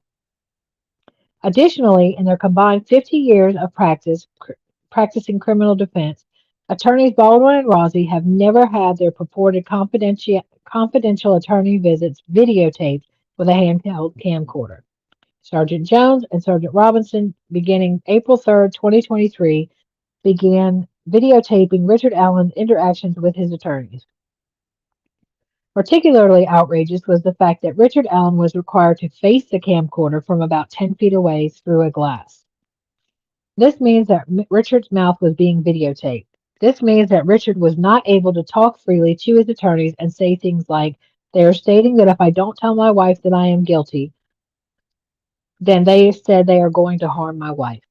If Richard were to say anything like that, it would be on video. Remember, Richard Allen continuously asked his defense team if Richard's wife was okay and if his family was okay. The defense obtained video from the prison. The defense has obtained video from the prison. One of the videos that we obtained showed the aftermath of something that happened to Richard Allen. Find attached a still shot of Richard Allen taken from the video that Westville produced. The defense does not have an exact date. but the video indicates that the video was taken between May 26th and May 30th. The still shot is attached to this memorandum and filed as Exhibit 121. The defense is not sure exactly what happened to Richard Allen that caused him to look the way depicted in the still shot. Whether it was self-harm or something else, the fact that Richard is being watched by Odinist and the evidence strongly supports Odinite involvement in the murders causes great concern for the defense in terms of Rick's safety. Additionally, in Nat Hoffman's affidavit, you will find that at the last hearing on June 15, 2023, Rick was constantly pleading with the guards not to shock him.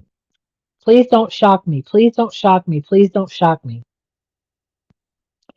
Matt Hoffman indicated that Rick made that comment in front of multiple guards in front of multiple members of Rick's defense team.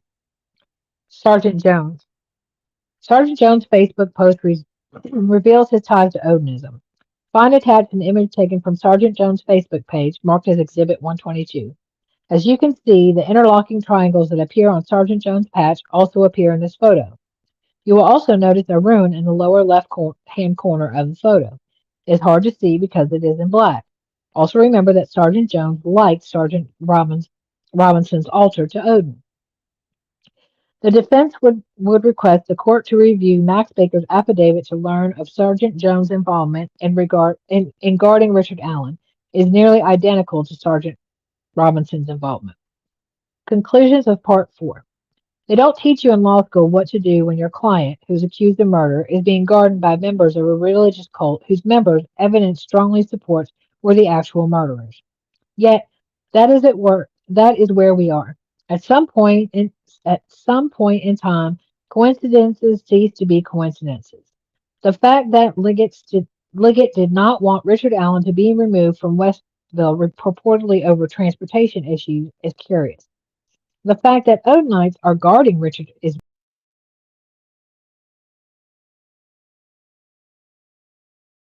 the fact that Sergeant Robinson did I drop out? You're good. Okay. The fact that Sergeant Robinson stopped wearing his In Odin We Trust patches within days of Jerry Holman and the Unified Command learning that the defense was fully aware of the evidence linking Odinist to the crime scene and that the Unified Command had avoided investigating Odinist is curious. Again, the court must determine whether Liggett acted intentionally or recklessly when he omitted or lied about information when Liggett, drafted the affidavit for search warrant.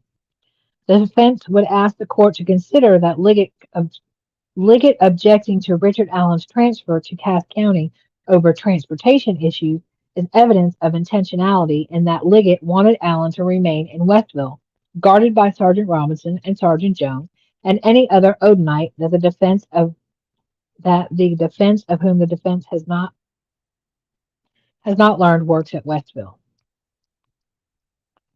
Part 5.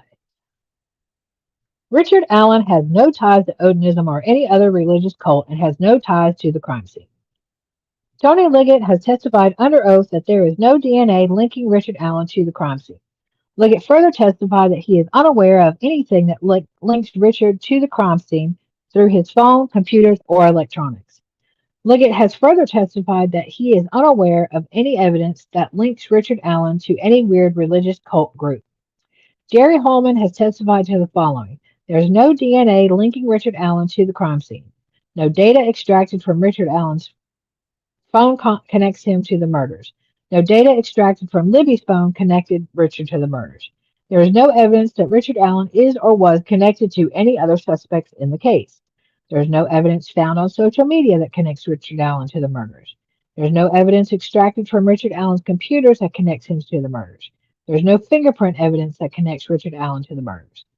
This section is very short because there is simply no evidence linking Richard Allen to the murders. However, in his affidavit for search warrant, Liggett attempted to drum up as much connectivity as he could muster between Richard Allen and the murders to convince Judge Diener that it was more likely than not that evidence of the murders would be found in Richard Allen's house and vehicles. Here, essentially, is what Liggett swore and affirmed linked Richard Allen to the crime. Richard was on the trail sometime between 1:30 and 3:30. Richard owns a black coat. Richard owns guns. Richard owns knives. Liggett's claim, while withholding key evidence, that a black Ford Focus was parked at the CPS parking lot between 1:30 and 4 p.m. Liggett's claim, while withholding key evidence, that Betsy Blair observed a man on the bridge that Liggett claimed was Richard Allen. Liggett's claim, while withholding key evidence, that Sarah Carwall observed a man walking down the road that Liggett claims one was Richard Allen and also the same man that Betsy Blair viewed on the high bridge. That's it. That's all. With all the evidence linking Brad Holder, Patrick Westfall, Elvis Fields, Johnny Macer, and Rod Abrams to the murders, as discussed in Part 2, Liggett did not seek a single search warrant for any of those high-level suspects. None. However, 26 days after the election, Liggett made a choice to seek a search warrant to Richard Allen's house based upon the items 1 through 7 above. Let's run through this list one by one. What time is it? Stand by. Okay, I'm good. 1. Richard Allen was on the trails between 1:30 and 3:30. The single solitary source for this information is Dan Doolin from the Department of Natural Resources. Therefore, in order to confidently trust that Richard Allen actually said that he was on the trail between 1:30 and 3:30, as stated in Liggett's affidavit, Dan Doolin's work product would also have to be trusted. Words matter when talking to someone. For example, if the exchange between Dan Doolin and Richard Allen was this: Richard, we think the girls were abducted between 1:30 and 3:30. Were you on the trail at any point in between 1:30 and 3:30 on February 17th? Maybe the 13th? And Richard answered yes. That does not mean that Richard was actually on the trail the entire time between 1:30 and 3:30.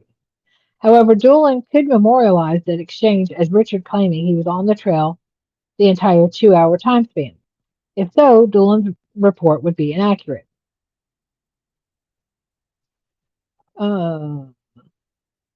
Therefore, Doolin's accuracy in writing reports may need to be considered and scrutinized.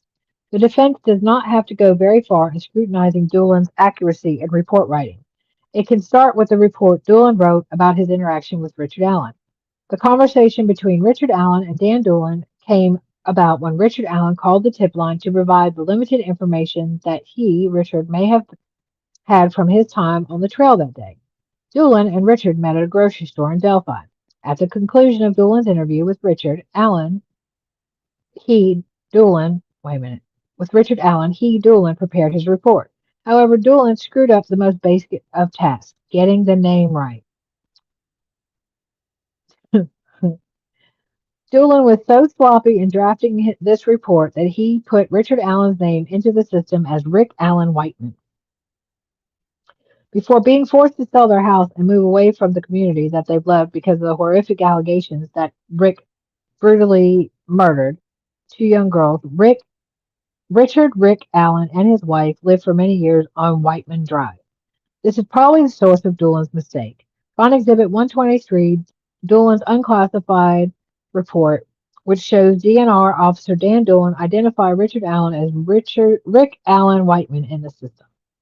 Well, since we can't necessarily trust DNR Dan's accuracy in writing reports, at least there would be a tape recording that would be able to provide the precise words used by Richard Allen, right? Wrong. Find attached Exhibit 124, which is a report provided to the defense in discovery from DNR Dan concerning his interview of Richard Allen. In this report, DNR Dan wrote the following: I checked my audio recordings and cannot find one for him. I will keep looking because I am sure I recorded every interaction I have related to my assigned leads. Of course, another source of information of what time Richard Allen was on the trails that day is Richard Allen himself. As discussed previously in this memorandum, Richard Allen told Liggett that Richard Allen, arrived on the trails around noon and left around 1:30 p.m. This was information that Liggett concealed from Judge Diener. Richard's black Ford Focus was not parked at the CPS building at 2:15, according to Betsy Blair. This was also information that Liggett concealed from Judge Diener. Liggett also failed to inform Judge Diener that DNR Dan cannot be trusted to perform the most basic of tasks when conducting an investigation. Get the name right. Liggett swearing under oath that Richard Allen was on the trails between 1:30 and 3:30 p.m.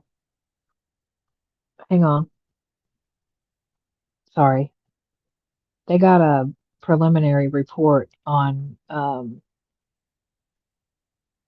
Riley Strain's death, cause of death. Just, are you there? Yeah, I'm here. Says preliminary autopsy report finds Riley Strain's death accidental with no foul play suspected. It doesn't say, like, let me see. Sorry, I didn't mean to interrupt. It just, uh, So there doesn't seem to be anything says wonky. toxicology results and a final autopsy report are still pending.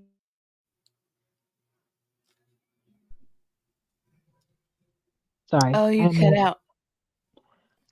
it says the toxicology report and the final autopsy are still pending, but there doesn't appear to be any foul play.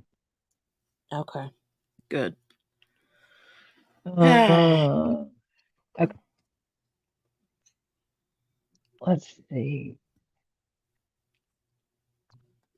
Back to where we were, and my phone hates me. Totally Damn it. Not a Cop says, holy crap, y'all are still reading. So, Totally Not a Cop, we're literally on page 133 of 136. So this is gonna be finished today. The We're memorandum. gonna do it. We're gonna do it. Okay. Liggett also failed to inform Judge Diener that D&R Dan cannot be trusted to perform the most basic of tasks when conducting an investigation. Get the name right. Liggett swears under oath that Richard Allen was on the trails between 1:30 and 3:30 based upon Dan Dolan's lost and unrecorded interview may not be the best benchmark for Judge Diener to rely on. Unfortunately, Judge Diener would not know the unreliability of Dan Dolan's report because Liggett never let him know. 2. Richard Richard Allen owns a blue coat, as do millions of other men. Richard owns guns, as do millions of other men. Richard owns knives, as do millions of other men. His black Ford Focus was parked at the CPS building between 1:30 p.m. and 4 p.m. As the court knows by now, at 2:15 p.m., Betsy Blair observed a vehicle parked at the old CPS lot that resembled a 1965 non-black Comet with an angular design.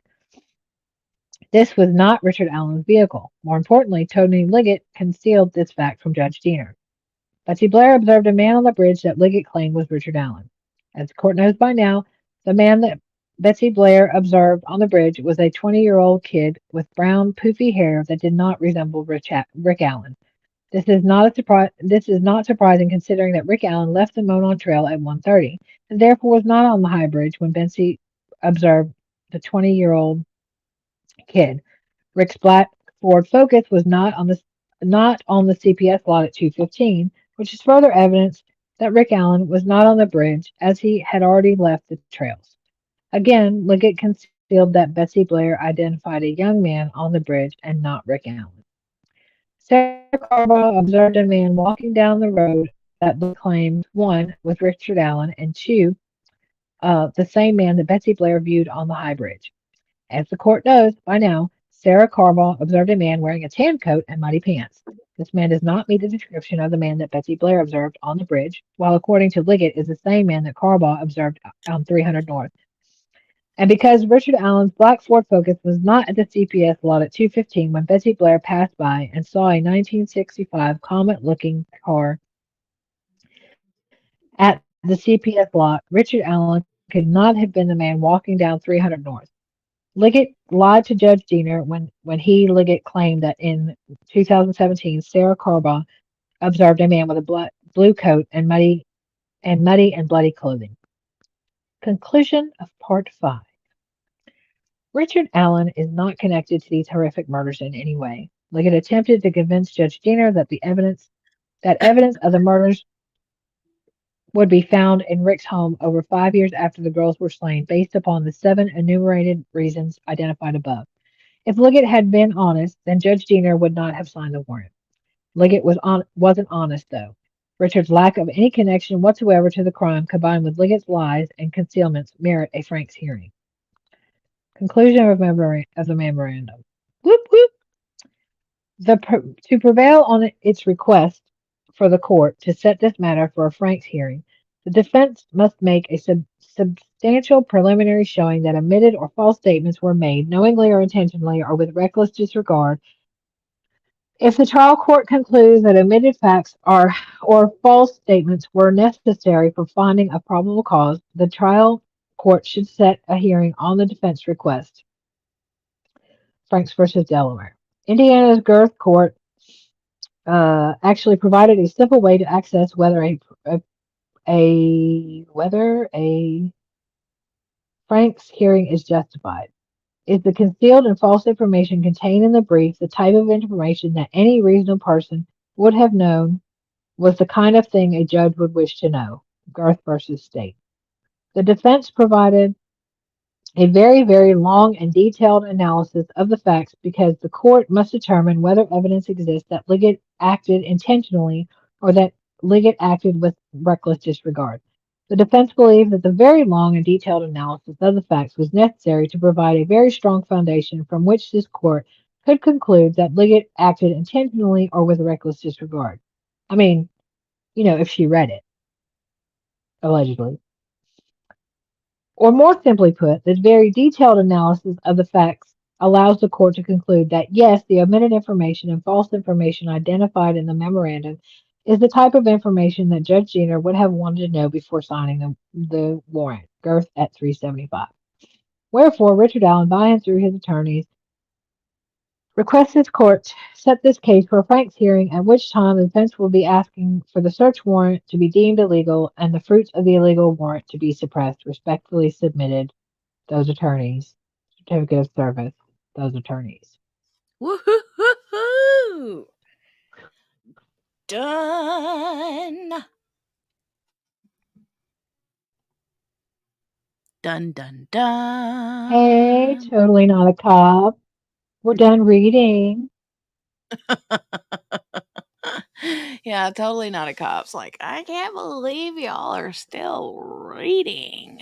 But I think, I think it was important for people who are new to the case to understand, like, what's been going on. And this isn't stuff that the defense is like, but wait, here's another theory. But wait, here's another theory. It's 136 pages of here's what happened and here's the receipts.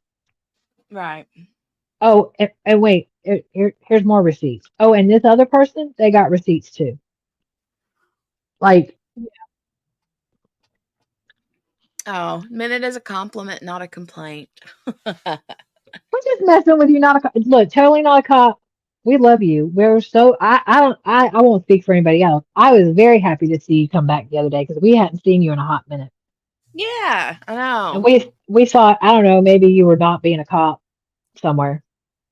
Like he was totally not being a cop somewhere. Totally not being a cop somewhere, but working long hours or something. But no, I didn't take it as not. I'm just saying I can't believe we got finished today. Yeah, I know. Bruh. You kick butt, man. Yeah, life does get busy. I lose track, like total track. Like my best friend was on vacation for a week from work. And she called me yesterday, and she always calls me on the way to work. And I was like, hey, where you headed? She goes to work. And I'm like, why? She's like, because my vacation is over. I was like, you got a whole week. She's like, it's been a whole week. I was like, word? Really? That's funny. That's funny. I'm not okay. Mm-hmm. I'm gonna mute for a second because I gotta bang on this kid's door. I'll be back. Okay.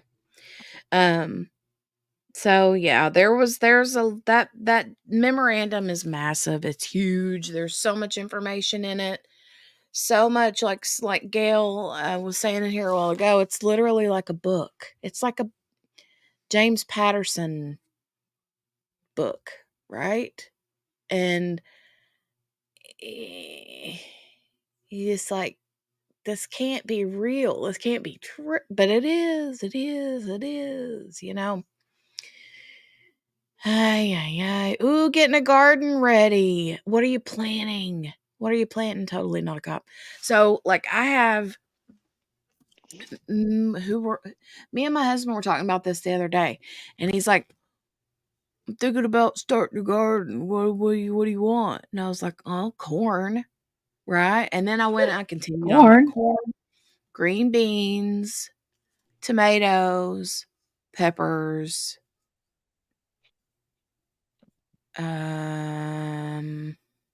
What else? Don't put your peppers and tomatoes next to each other. Yeah. Also, don't put bell peppers next to hot peppers. What else? But yeah, Yeah, the corn. memorandum is public spins. You want the link spins? I'll give it to you in the Discord. You can drop it here in the chat. Will it drop? Oh yeah, it will. It should. Yeah. Let me. Fruit? What you mean fruit? Oh, to put in the garden. Oh Cabbage, lettuce, tomatoes, peppers, beans, squash, corn, watermelon, strawberries, basil, potatoes, carrots. Dang. Basil, turnips. So you're putting a lot of basil, huh? No, I'm kidding. Extra basil. Garden of fruit. So basil pie. It won't let me. It's too many characters, Jenny. Oh, okay. All righty. Spins. It's coming at you.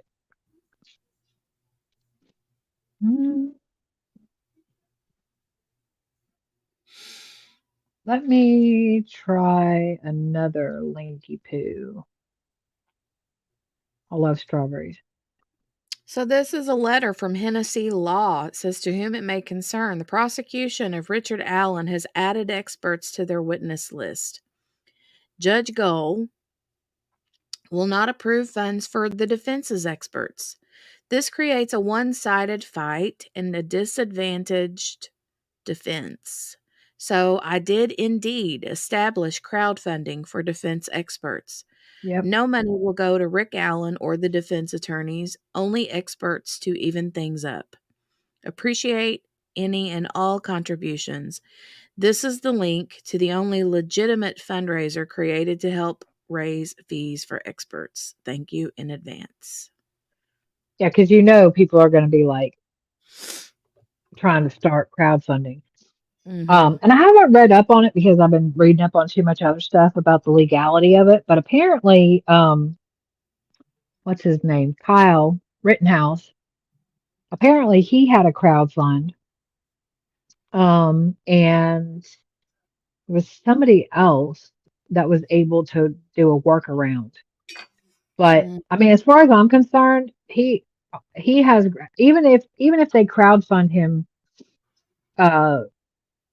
experts. Okay, what was it, March 25th, a month and a half, like 45 days from trial, and you're just now getting money for experts.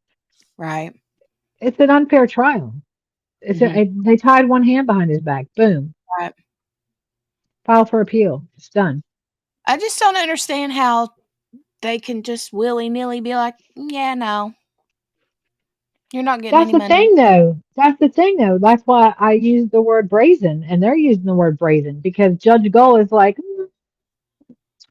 well, I'm going to give McClellan his raise, and I'm going to give McClellan his $10,000 for his expert, who's not an expert, and I'm going to give him this, but I'm not going to pay y'all, and I'll pay for your paralegal's past work, but not future work.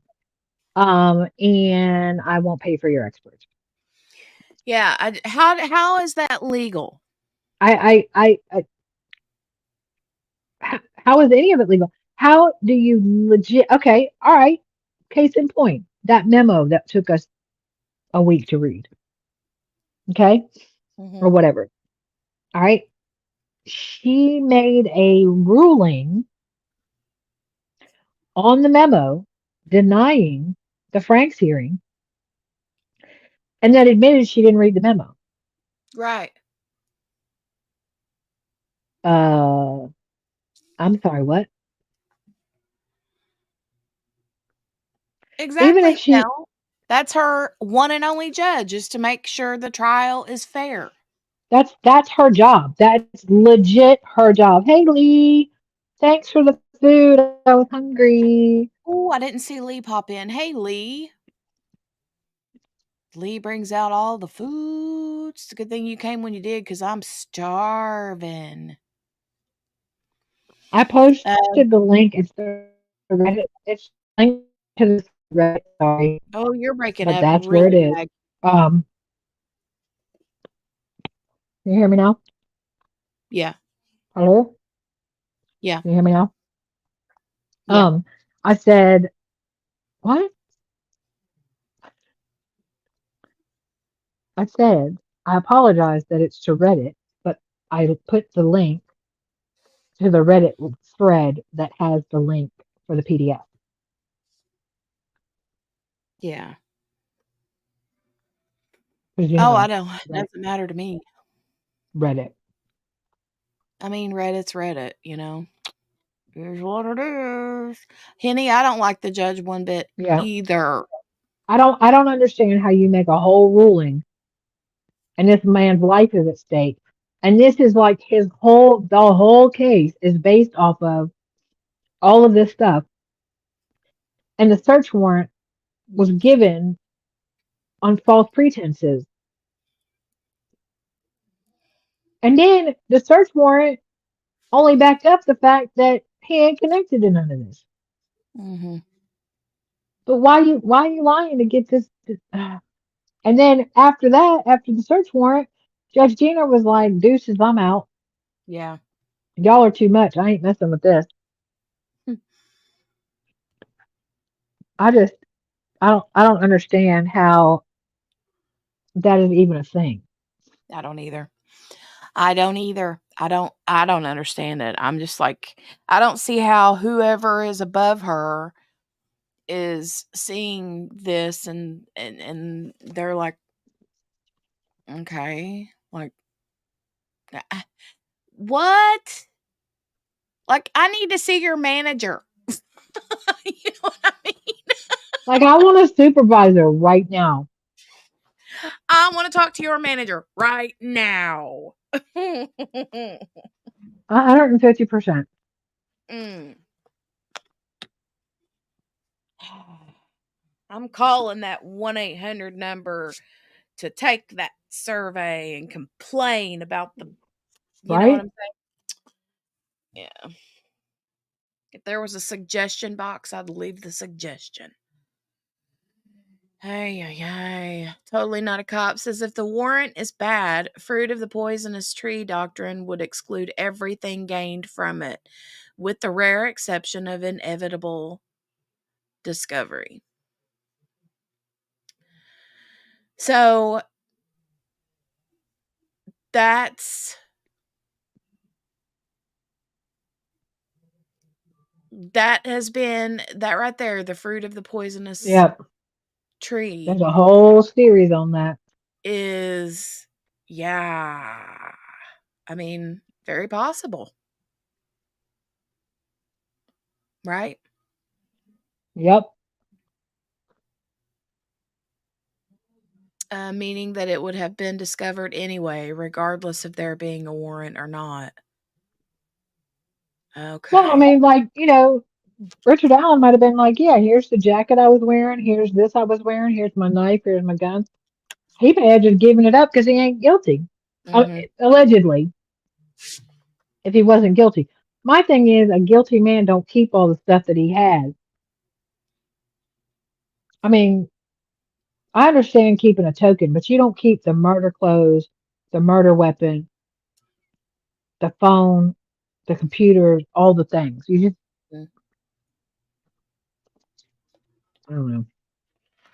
I don't know. I mean, unless the prosecution has got so much evidence against Richard Allen that we have yet to see,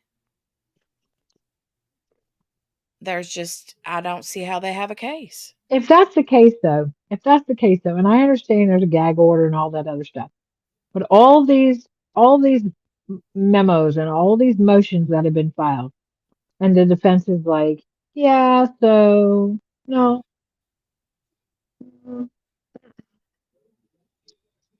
no, why not say, why don't you wait for trial, big boy? Yeah. Do you know what I'm saying? Like, and it can't be that they're holding their cards close because they're supposed to give over all their stuff. So, I mean, but we know they haven't, and then they just go that response to the motion to let's see for probable or for sanctions. Mm-hmm. They're like, yeah, we told them that it's gone, but it's gone, so it's gone, and we let them know. So we're confirming it's gone. I'm sorry, what? I know. That's crazy. I can't. I 70 don't. days. 70 days. Whole days of testimony. And it was Or, I on mean, of interviews. and it was on three different rooms. How much evidence got lost for other cases? How many other people are they going to railroad allegedly? Mm. And you like how I did that. And say something. And again, like I said, how many times has Leah done this? That he's like, yeah, I'm not going to tell Judge Diener everything. And it'll be fine because no one will ever look into it. They never looked into it before. Why would they look into it now? I don't know how he wouldn't think that this would be like a national case. Like, dude, it's been Yeah, 5 years. They've been looking for somebody. Now y'all got somebody? I know. Yeah, we're paying attention. And guess what? Now we're really paying attention because something stinks in Delphi. Some stinks. Literally. And Devical's clavicle, I'll go with it. Okay. The only thing that caught my attention was Richard Allen knowing what the patches meant. Yeah. That caught my attention. Yeah. How did he know what the patches meant? Patches. Yeah, he said they were wearing Odin patches. Now, it Mm-hmm. does say in Odin we trust or whatever, and maybe, I mean, it's supposedly a big thing there. Well, and maybe, So, I mean, who's to say he wasn't like, what is this? What is that on? What you got under right, your arm? What is that? And they're right. like, Odin, dude, hello. And maybe they explained to him what it is. Heck if I Could know, be. but I'm just, Devical's clavicle, it caught my attention. yeah. But again, it's supposed to be something that's fairly known in those parts. I mean, they got the tattoo parlor. Right. But anyways, I don't know. I don't know. Something ain't right. Something ain't right for sure. Something's definitely not right. But you know what? Here we go. What is today? March 25th. 25th. How much longer have we got? Gonna say 20 days. No, 45, no, 45, 50 days ish. Something like that. Hey, Morgana, welcome back. Morgana. Yeah, well, I mean, May Oh, so 3rd. 13. Okay, it says May 13th. All right, we got 5 days till the end of the month. Then we got 30 days, 31 days, 31 days, and so that's 36 plus 13 is 49. So yeah, 50 days. Okay. Look at me mathing. Look at you. Good Wasn't even job. girl math. Wasn't even girl math. Well, I reckon we're gonna call it for a day. I would like to wait for we need to get since we got the whole like memorandum thing done now. The next part that the next thing that we're gonna do Delphi wise is I would love for like QB and JB to, because you guys, the amount of documents, the amount of motions, the amount of this here and this and replies and all of that, there are so many. Ooh, Jolie's got a Reese's Easter egg, I think. Jolie! That's home, yeah. She said that's home. Oh, He's brought some Reese's excuse Easter me. Where's eggs. mine? You know. But yeah, I would love for yeah. I don't know. We'll have to figure out how we want to continue with the deep dive, because I want to go through, but not like there's so many documents that I think maybe it would be better to just kind of like whittle it down to the important ones. I mean, we can. It's not hard to kind of. It's not hard to. I mean, I'll have to talk to JB, but in my mind, it's not hard to be like, this is this one, and this is the response. Like the state's responses are fairly short because they got nothing. Mm-hmm. And so, I mean, to me, it's not. I mean, there's nothing like this one, by the way. There's no more of this. Mm-mm. Um, so that's a plus. Okay. Well, we'll figure that out. And you girls know way more about a lot of these documents that have come out lately, because like I said, we did kind of go through it the other day, some of the different ones that have popped out, but Gail said Cliff's Notes, right? That's what I need, is the little yellow and black Cliff Note version. QB, you still there, ma'am? I'm here. I'm here. Oh, okay. Just checking. But yeah, that's what we'll do. You got plans for the rest of the day, ma'am? Um,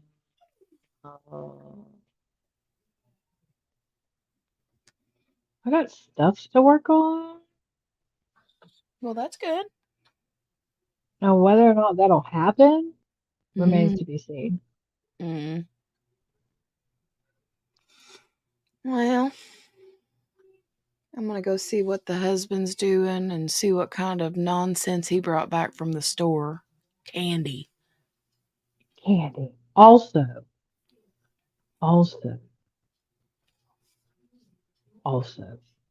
let that baby open her stuff. Oh, I'm going to. Yeah, I'm going to. I'll Chewies. have to take pictures. What do you mean Chewies? What's Chewies? What's Chewies? Morgana's been to Chewy's. I think I know what it is, but I'm not positive. I don't think I've ever eaten there. No? I've not eaten there. I think it's kind of like she mentioned it the other day. Is that the place that's kind of like a Tex-Mex Mexican restaurant? That's what I was going to say. It sounds like because of Chewy.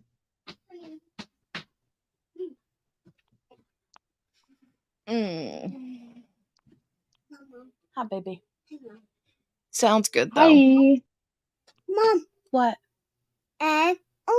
Dad's home. I know. Go see your daddy, baby. She's so cute. Okay, I'm going to jump down so you can do your Southern goodbye. Yeah, I'm going to get out of here. I'm ready to go get me a bite to eat. You guys starve me to death every single time. Not even Hey. Yeah, Mexican restaurant. See, I can eat Mexican every day, Oh, me too. Oh my God, me too. every day. So, Every day. anyways, every day. Anyways, love you, mean it. Um, see y'all tomorrow. Love you. Thank you, QB, for all the Yes, reading. ma'am. I Bye. appreciate it. That's no problem. Bye. Bye. Miss QB. She's amazing. Amazing. All right, yeah. So husband is home. He's brought stuff, obviously chocolate peanut butter filled things. I'm gonna have to go see what that's all about. And yeah. So we will be back tomorrow. I'm gonna keep tabs on JB. You guys can continue to pray for JB and her family. So she could absolutely use it, and I'm sure she appreciates it beyond, you know. But as soon as I can get something confirmed between QB and JB on the documents for Delphi, then we will probably just be back tomorrow with something a little bit different. I don't know yet what, but we'll figure it out. We always do. All right. Absolutely, Spence. Thanks for coming and hanging out with us. It was good to see you and meet you, Lauren.